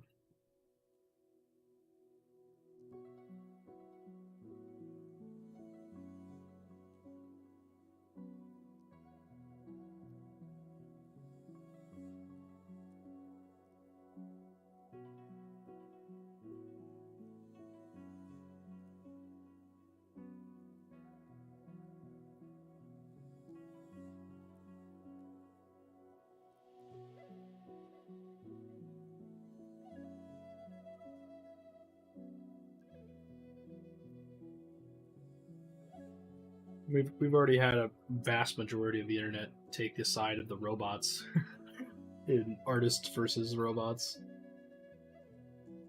So many people were like so pro robot, it's crazy. They're like, oh, if a machine can do it cheaper and faster, then I'm just gonna do that. Like, why wouldn't I? And the whole time I'm like, okay, when somebody tells you that they're just gonna be like, oh well, if a machine can do your job better and faster and cheaper, then why don't I just fire you?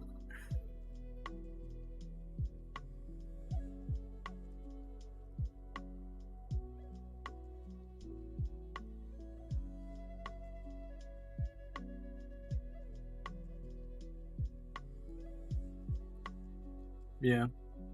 Well, my whole thing is that there really isn't both sides because we're all humans, and I don't understand why there's no solidarity there. Being on the side of the robots is so funny to me because it just shows a lack of foresight, a lack of, you know, critical thinking.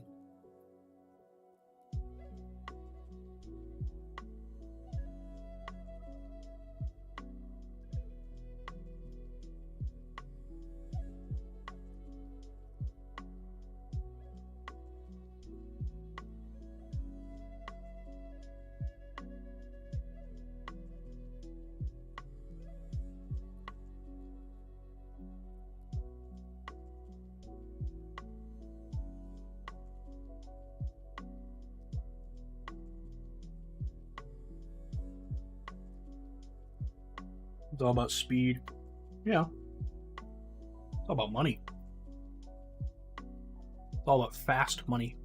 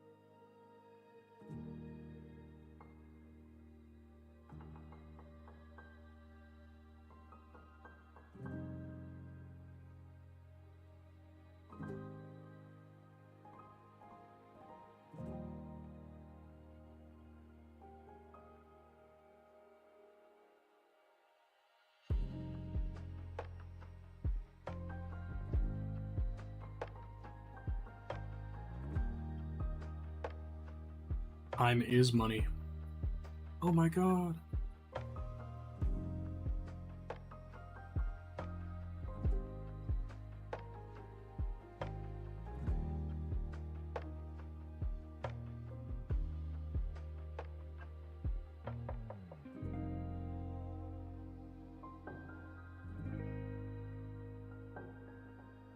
Yeah.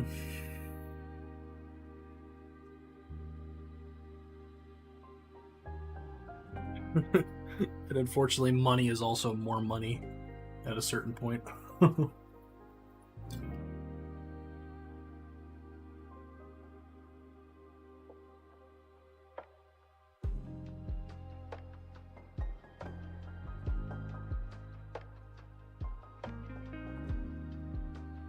I saw that a bunch of tech figureheads signed an open letter, a petition basically to stop the development of AI for the next 6 months because they're scared about the way it's heading. And I'm like, and of course Elon Musk is on that list.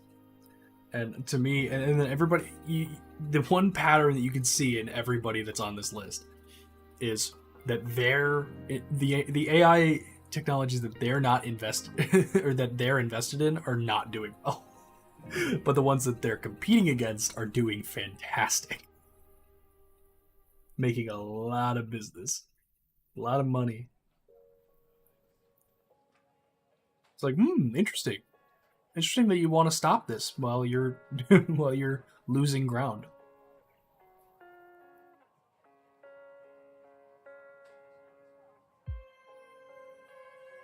You feel like you're behind on your creative endeavors? Yeah, I mean, that's never going to change, though.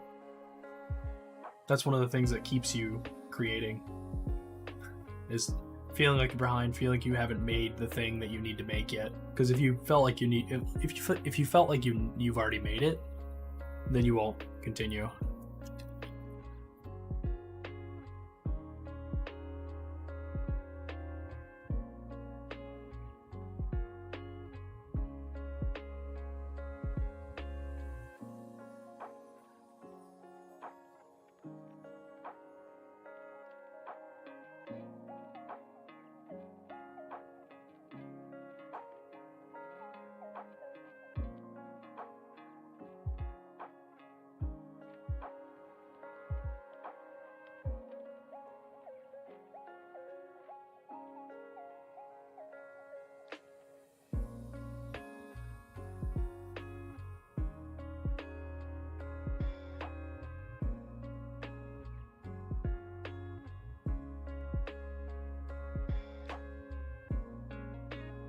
Yeah. I mean, you're always going to be looking forward to the next project, and you're always going to be thinking that it's. You're always going to be looking back at your old projects and seeing them as less than whatever you're working on now. Because you have to. I mean, whatever you're working on now has to be the best in your mind. It doesn't have to, but, you know, this is the way we think about it.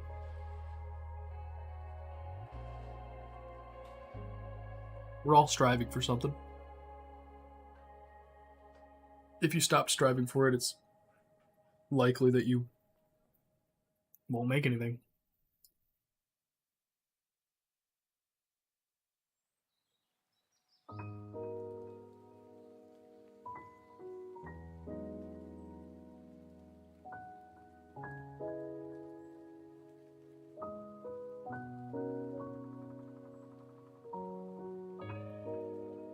Oh, when AI is a thing, yeah, no, absolutely. It's going to replace a lot of creatives that are working right now.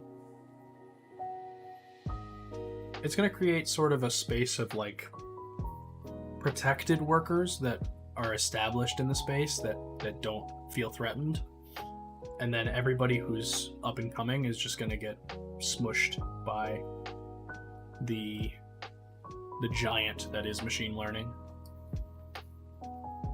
And all of their portfolios that are so public and free, because that's the only way you get exposure, are going to be eaten up and fed into the machine in order to spit out their work, but much faster.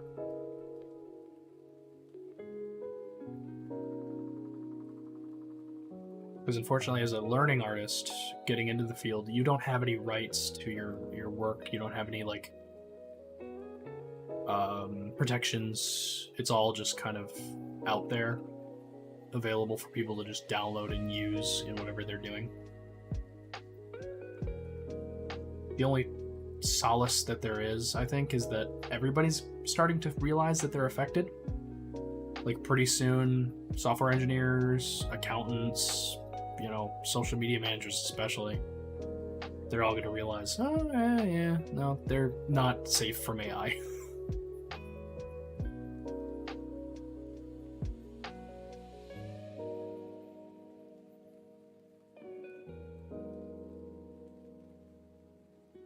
Yeah. I think that artists will always support other artists, absolutely. But what happens when everybody at the art show is... everybody at the art show who buys your stuff at your table is just other artists who are selling at the show, and not the people who walk in, not the people who come, not the customers, not the non-artists. It's just the artists. It becomes a closed system. It becomes a dead system, really.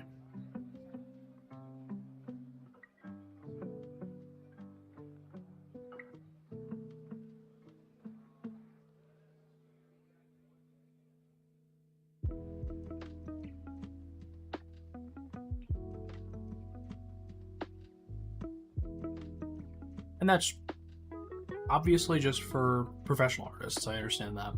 But professional artists are an important group to me specifically, and to everybody who's a part of it.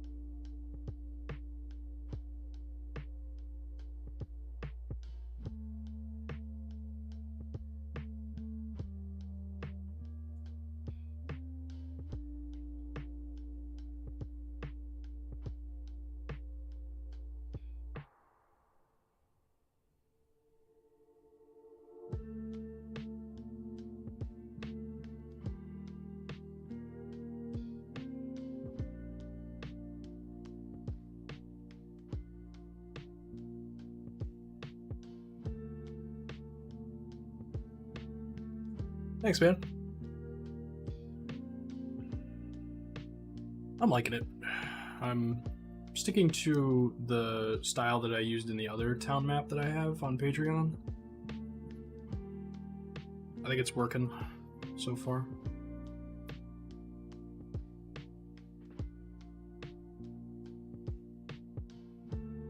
I plan on doing a number of cities for this region.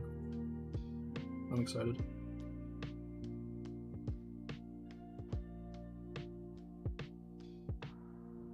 Some of them will be in the tunnels.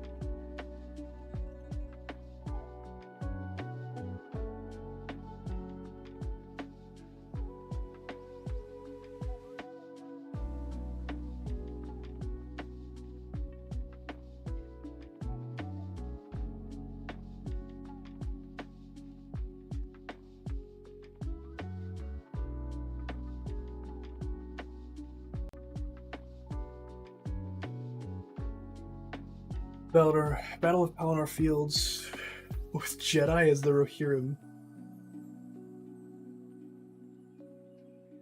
That's what you want in a Star Wars movie. Huh.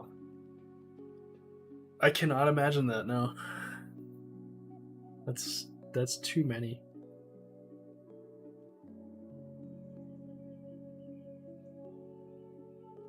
Because the way that the story always worked for Star Wars was like, you know, the Sith and the Jedi are just kind of like more so like political leaders in a weird way. They use armies to fight their wars.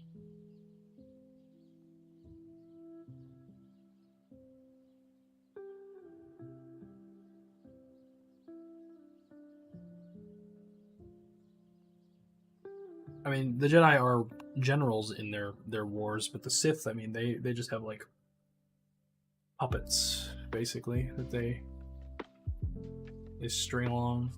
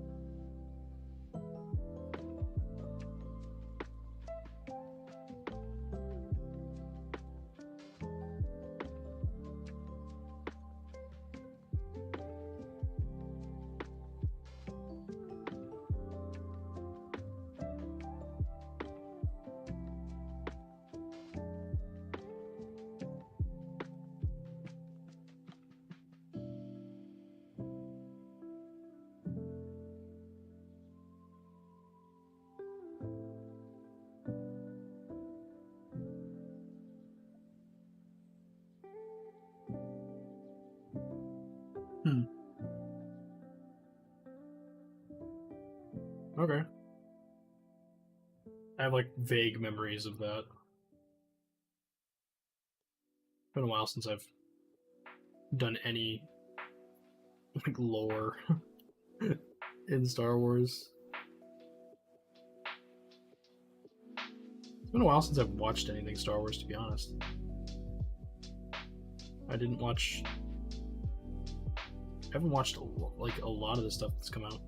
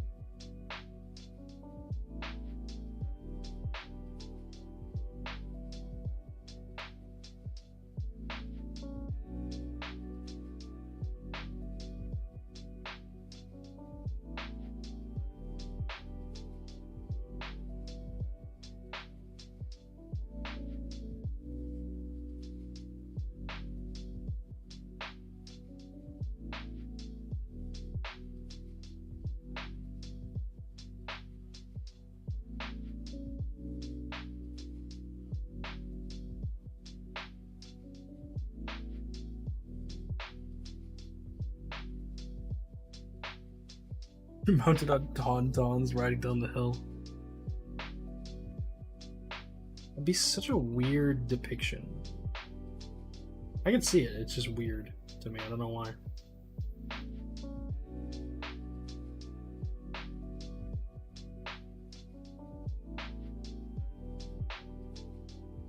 Seeing that many Jedi in one place would be weird to me.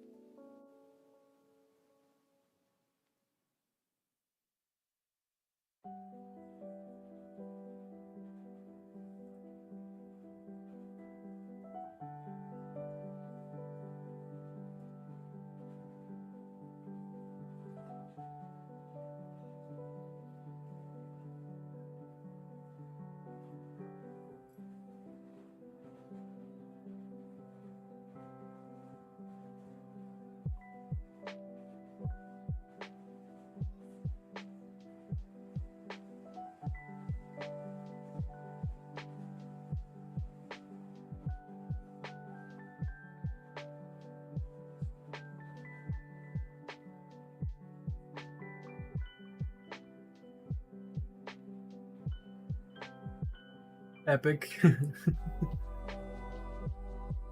Epic is the word I'm looking for. Okay. I mean, yeah, it probably would be. I just don't know.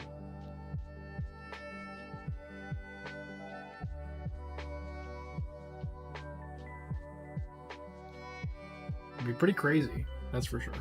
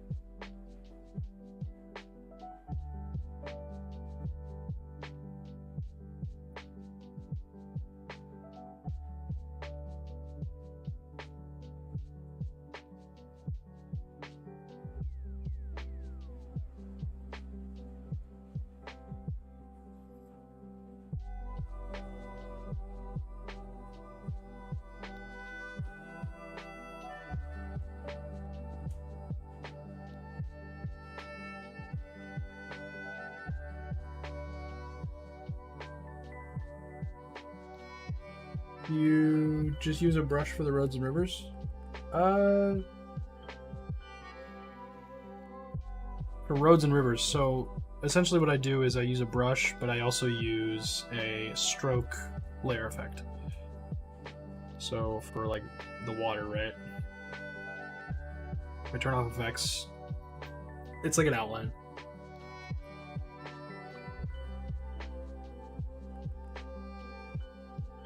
And then it's the same thing on the roads.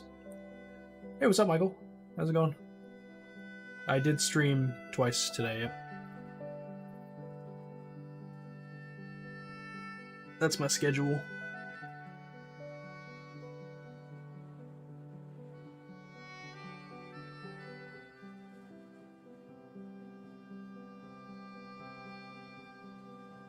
Still learning. So many things you can do with digital art. Yeah, no, there's a lot more you can do in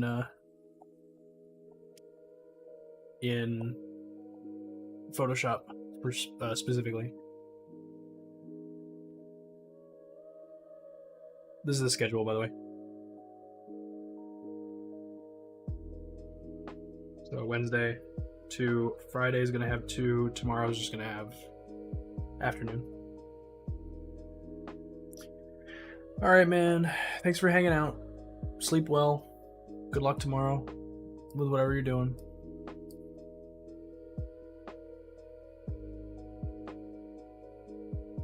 Have a good one.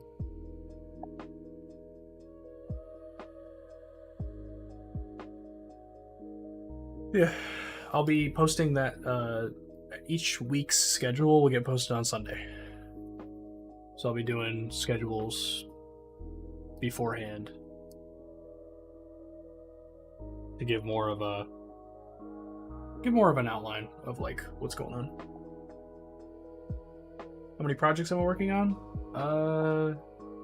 So this map is this town, this city.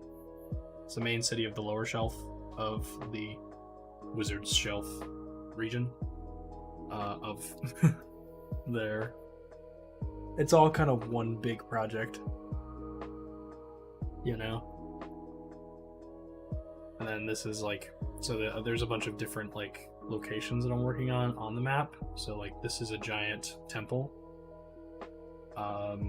And so on that, and it's gonna be like this big old statue, and I'm gonna do a bunch of like environmental designs for the different places on my map.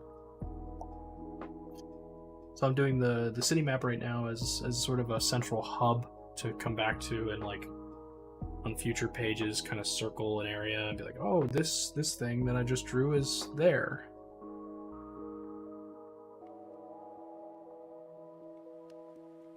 And then this city is here. And this area is here.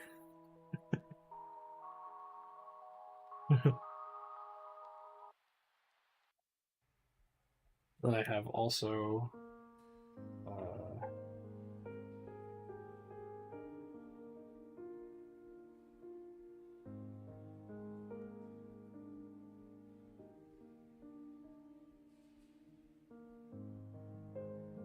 oh, you started anatomy? That's tough. I also have the...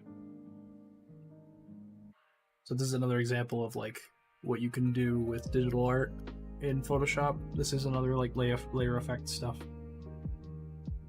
The tutorial on how to do this style of mapping is on my Patreon.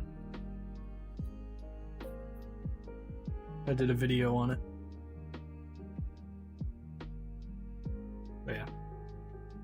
So this is like this whole continent, including the wizard's shelf. Right here, and then another area that I've also mapped out is over here.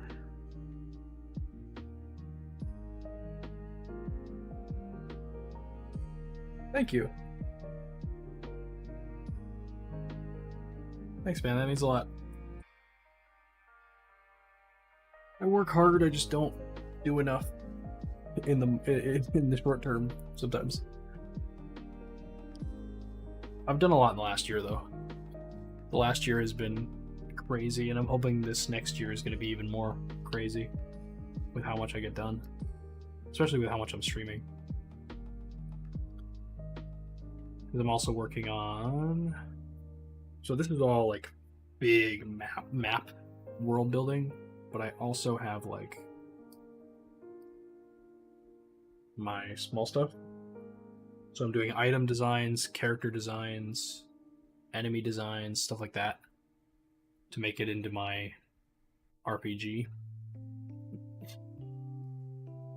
So I've got my character sheets and stuff. These are coming out on Patreon soon. I don't know when, but whenever I'm able to complete them.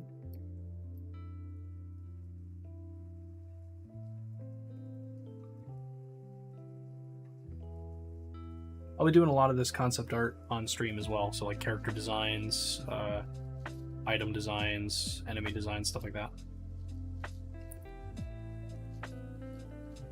That's just like a cave.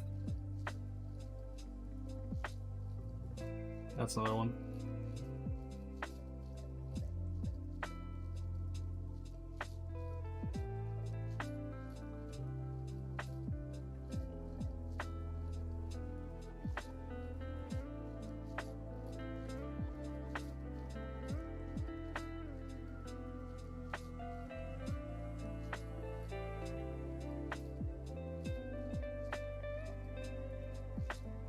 Yeah. Oh, it's good fun.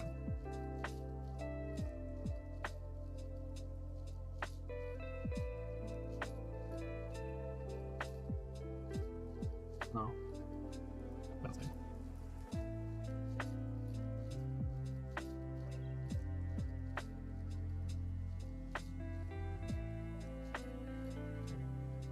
Oh, I have a lot of, yeah, no, I have a lot of recorded content that I'm getting ready to edit and put out.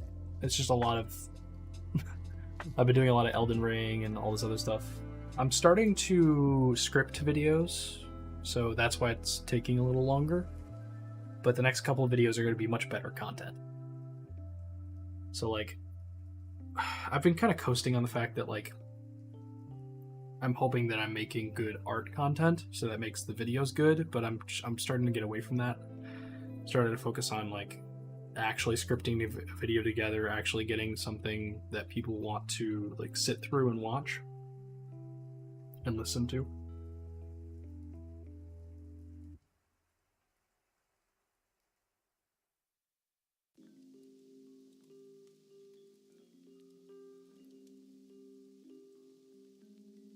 Yeah, I have like pages and pages of that right now. And then if I go to, like, here I can show, you showed the Elden Ring map. Oh, thank you. Thanks for sharing it. I've been doing my thing, you know. Here's one of the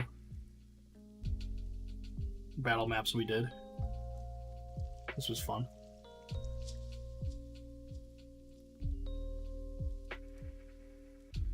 There's another one.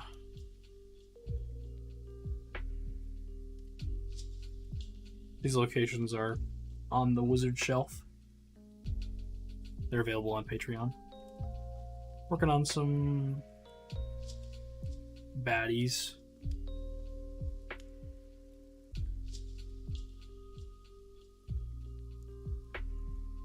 Thank you. I'm glad you like the streams. I don't know. I've been enjoying them. I'm definitely going to be doing them a lot, especially because I got my new chair. I'm excited about that.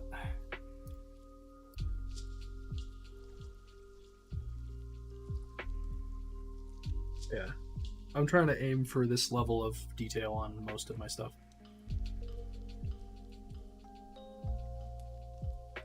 And then like I've gone for like sort of a book page sort of aesthetic as well. Kind of like storybook. That's another style, another aspect to everything. This is where I posted that. And then I have a ton of these, these are locations on this map, this city map. So this is this.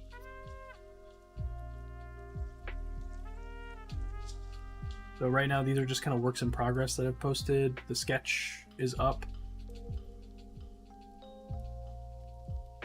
Yeah, I'm scripting videos to narrate, yeah. I've already narrated most of the videos that are up right now, like the long form videos on Elden Ring. But I'm starting to like write down what I'm gonna say instead of just like winging it. Because I've been winging it and it's been kind of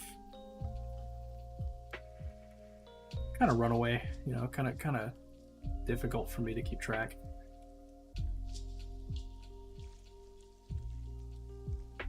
But yeah, so this is like the main gate of Fiblar. So I got all these like works in progress, you know.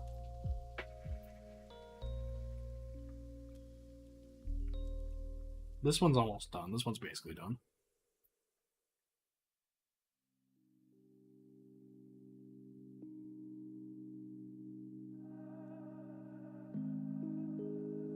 All these are available. And then I've got the current state of Elden Ring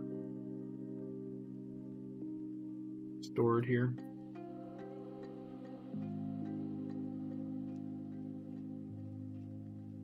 Did a lot of the underground lately.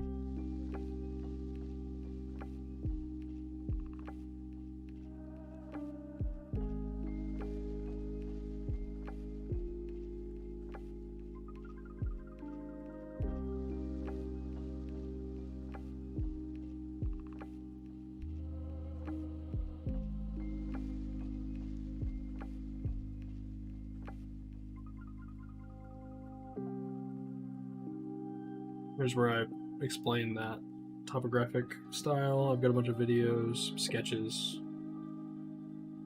These are my sketchbook.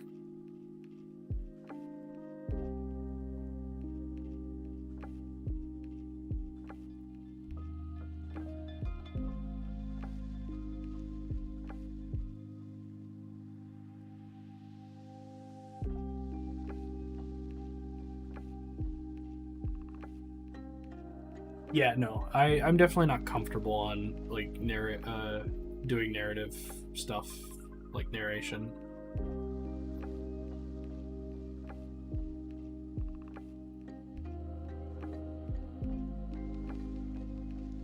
My Middle Earth map.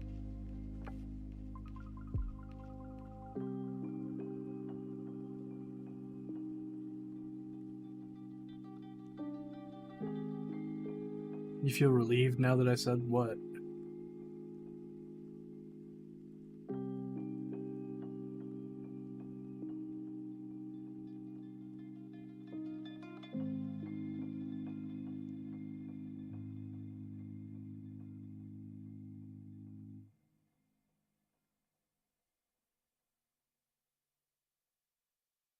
Like, I know my content has not been very good on YouTube, to be honest. But then again, I haven't been putting time into it. I've been mostly putting time into my art, which I thought was going to carry the content, but, you know, you live, you learn. But yeah.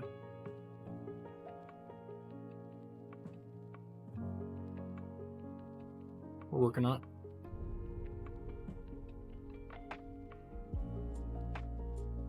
Thank you.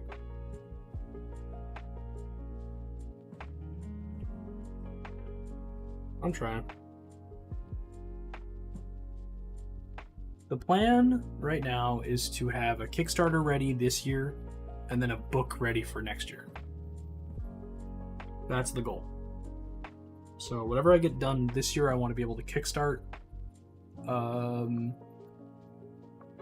the gaming stuff and like my book and all that, and then I want to have it printed and ready to go, and hopefully I want to sell at Gen Con next year.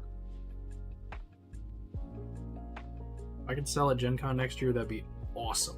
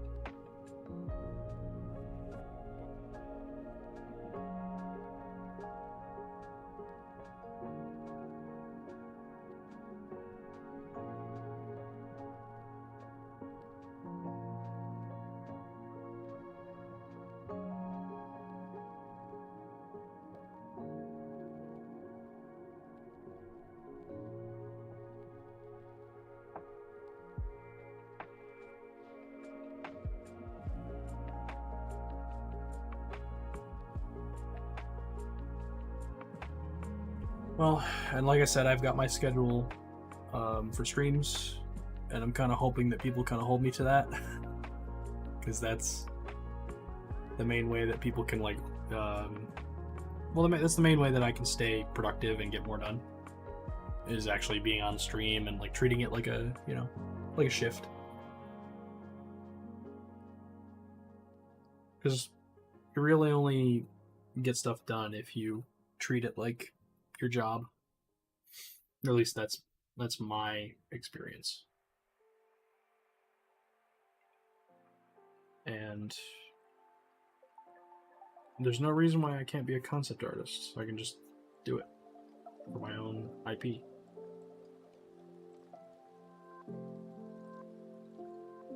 Gotta make it happen.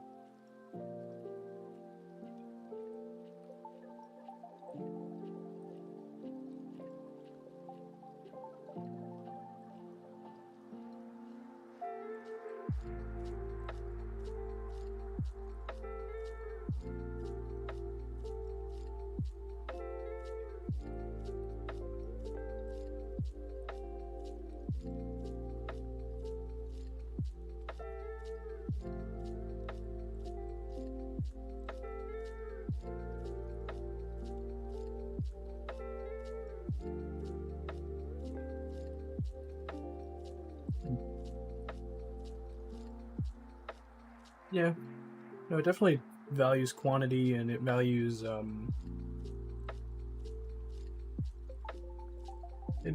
like momentum, I guess. There's a lot that goes into it.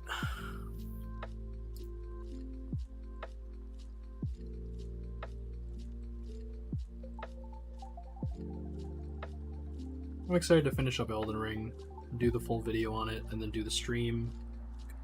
The plan is to do like an after party stream where I beat the game.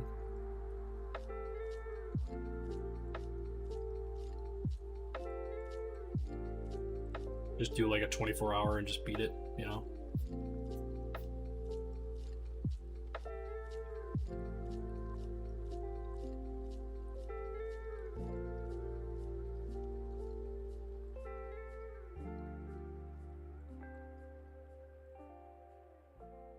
I'm thinking I'll probably do the stream when I put the video up. That'd be more fun, because then people watching the video would come into the stream.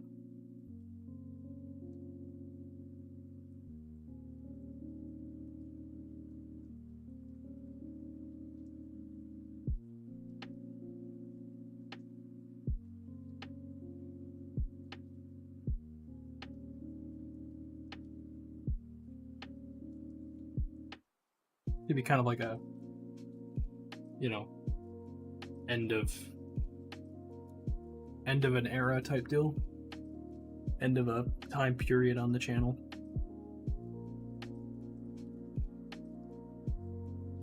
I'll schedule it. I'll make sure that people know when it is.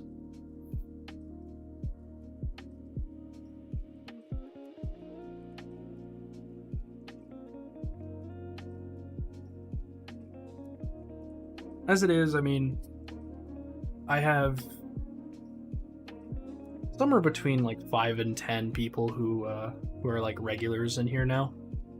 You know, I'll see them maybe once a stream.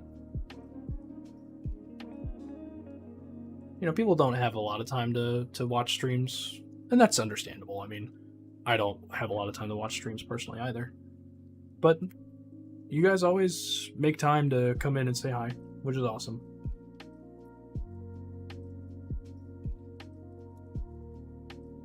Yeah, it's funny. I really have had some of the best experiences with people on these platforms.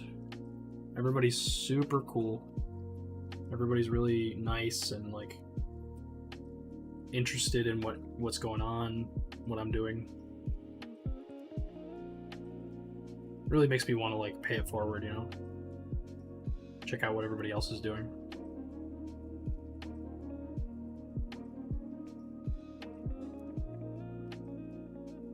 And I've been looking at a lot of their channels and seeing what they're doing.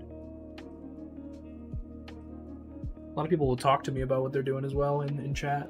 That's kind of fun.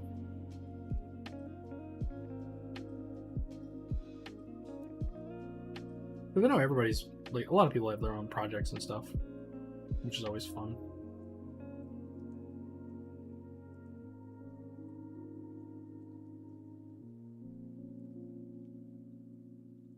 The community is very young and healthy. That's a very good way to put it, yeah. It's getting there. I can see it sort of starting.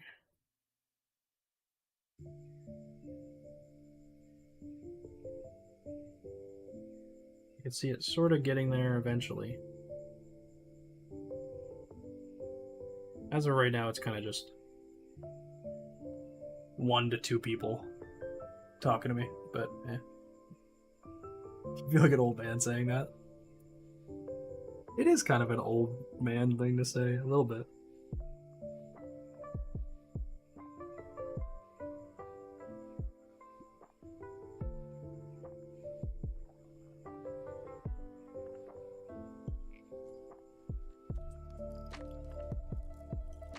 Today's stream has been good, though. I mean, I've had a number of periods where it's been like 2 to 3 people hanging out, talking. Which is awesome. That's all I ever really wanted. Was like 2 to 5 people just hanging out, discussing stuff while I get some work done. Because I desperately need to get some work done all the time.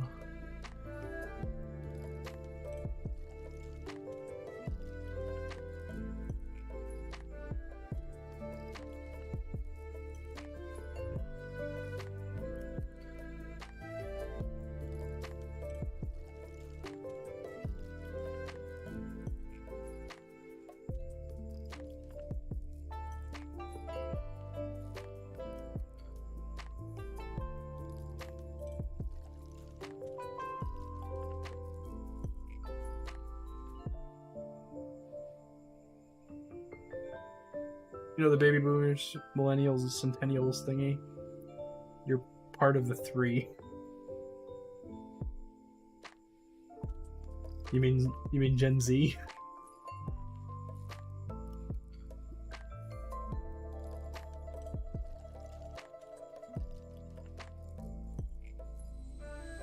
I think technically I'm part of Gen Z, even though, you know, I'm old enough to remember when we didn't even have iPhones, we had iPods. Hell, not even that. I remember the fucking. I remember Windows XP and Windows 95. So let's, or not for 95, 98. Like I'm not. Then again, I'm more particularly like tech oriented anyway, so I know a lot more about tech than most people. Mostly because my dad.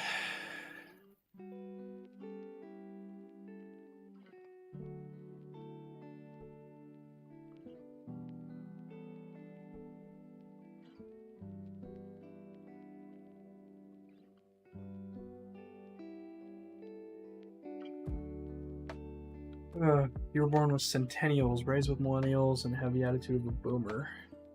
For some reason, nobody in your family is really like that except for actual boomers.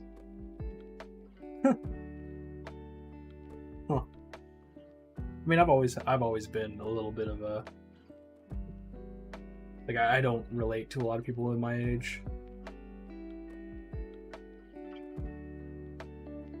Just a natural thing, you know what I mean? Part of it I've realized is because I don't drink. And it's not really my choice. It's just that it is my choice. I mean, at the end of the day, but like also, I have like stomach problems and stuff. Like it's medical. So like, but I've realized that drinking is such a social, like it's an important social skill at this point. It's crazy. You never act your age. You're Latino, by the way? Okay. I'm white as white bread.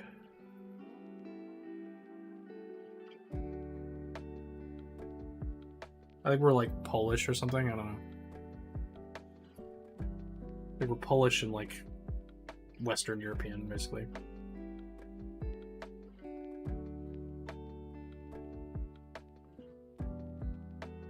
There's got to be some Nordic in there. I mean, I'm 6'5". That kind of plays a role.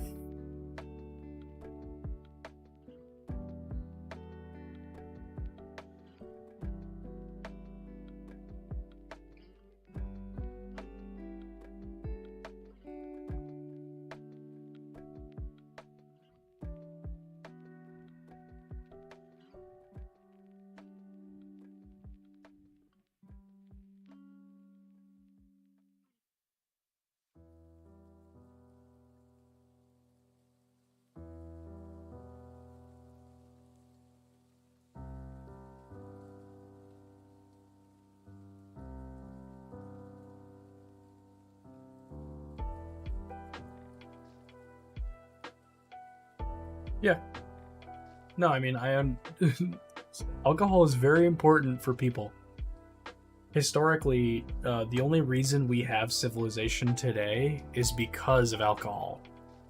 Because people settled down and they learned about fermentation and they realized what it meant. Yeah. It's funny because in high school, they'll tell you it's because of bread, right? They'll tell you that it was because they could make bread, which was an easy food source that could be stored.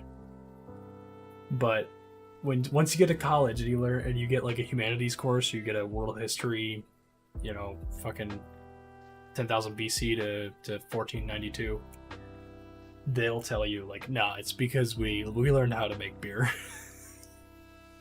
We learned how to make cheap, like original beer, like ale or whatever, and suddenly people were mellowed out. So suddenly people really chill together. And they could live together.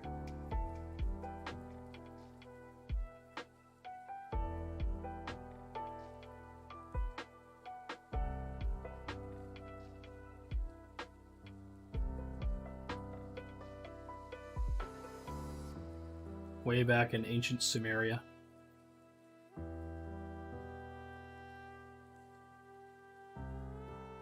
Everybody would gather at the town bar.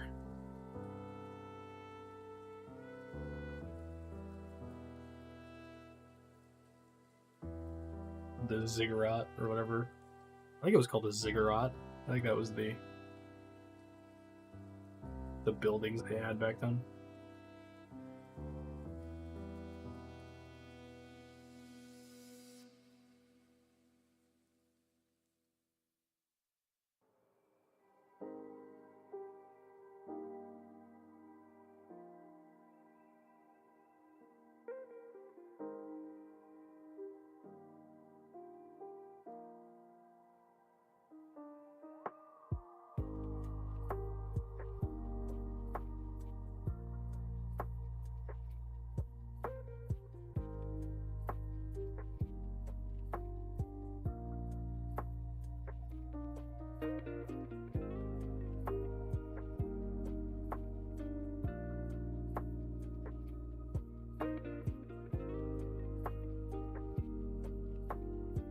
Remember that class? Your teacher lived next to a bread store.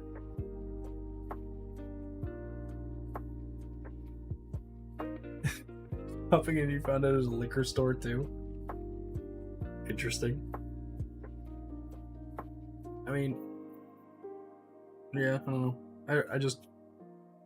I remember I had one of the best professors ever in college, ancient world history.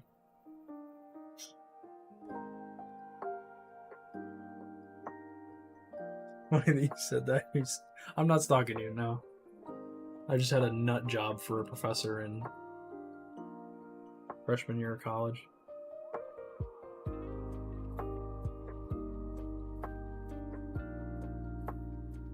A nut job who was the best lecturer I've ever had.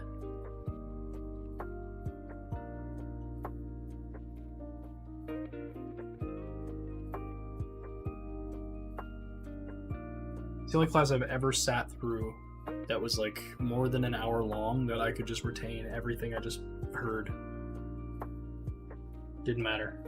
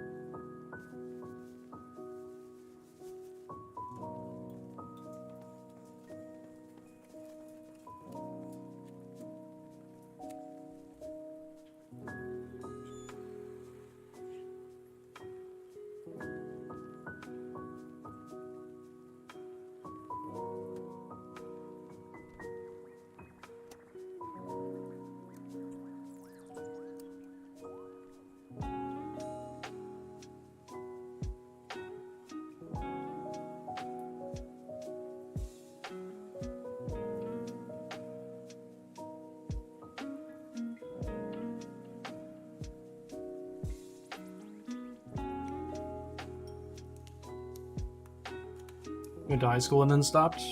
Did you drop out of high school or just not go to college?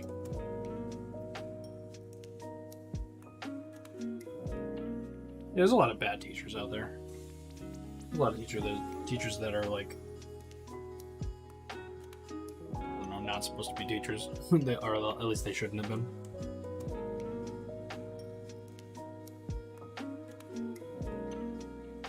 Education system in this country is kind of shitty.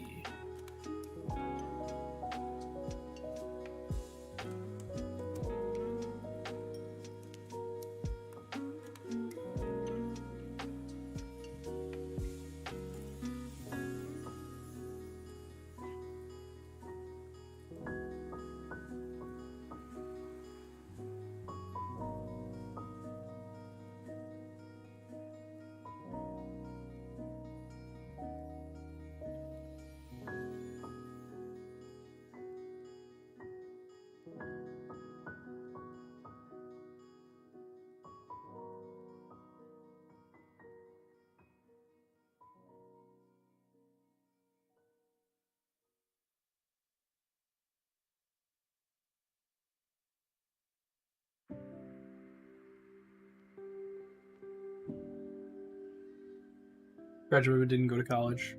I respect it. College is a scam.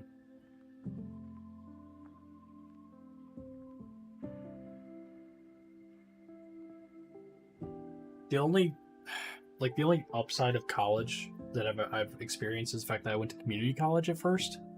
So I did 2 years of community college before I transferred, and that was awesome.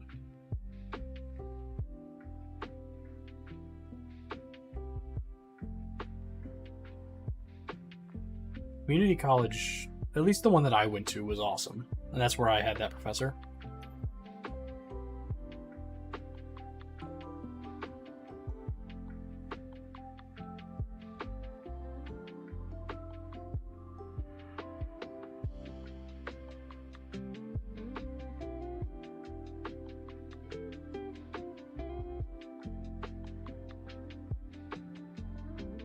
But yeah, going to university was a waste of my time. Not even gonna lie. Especially because, I mean, employers are starting to catch on to the fact that, like, the sheet of paper that I have now is not even worth that much. Because all these dumbasses have the same sheet of paper. It doesn't mean anything. Because schools don't teach you the skills that you actually are going to rely on in a job.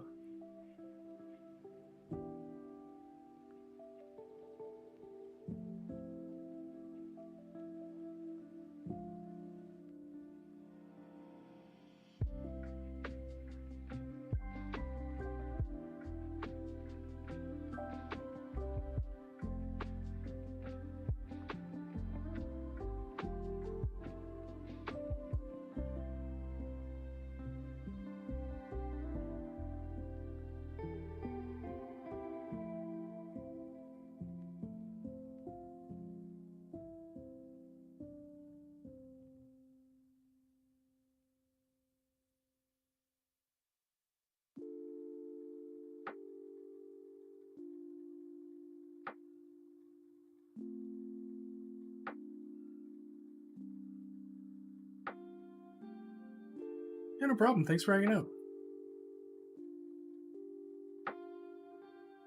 Yeah. I'll see you next time. Have a good night. Sleep well. I'll be on again tomorrow.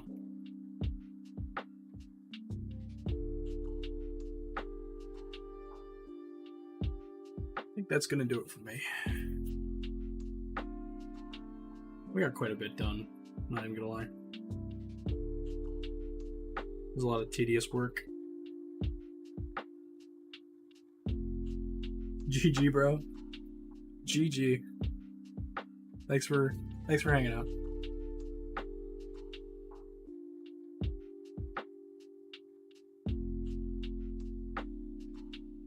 How's it going?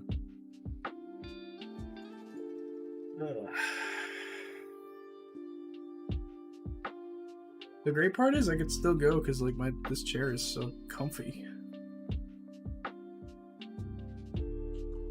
Oh god, I got it. But yeah, we'll leave this for the next stream tomorrow. I don't know if I'm gonna work on Elden Ring or not. I guess we'll see. Well, see you guys tomorrow. Thanks for watching.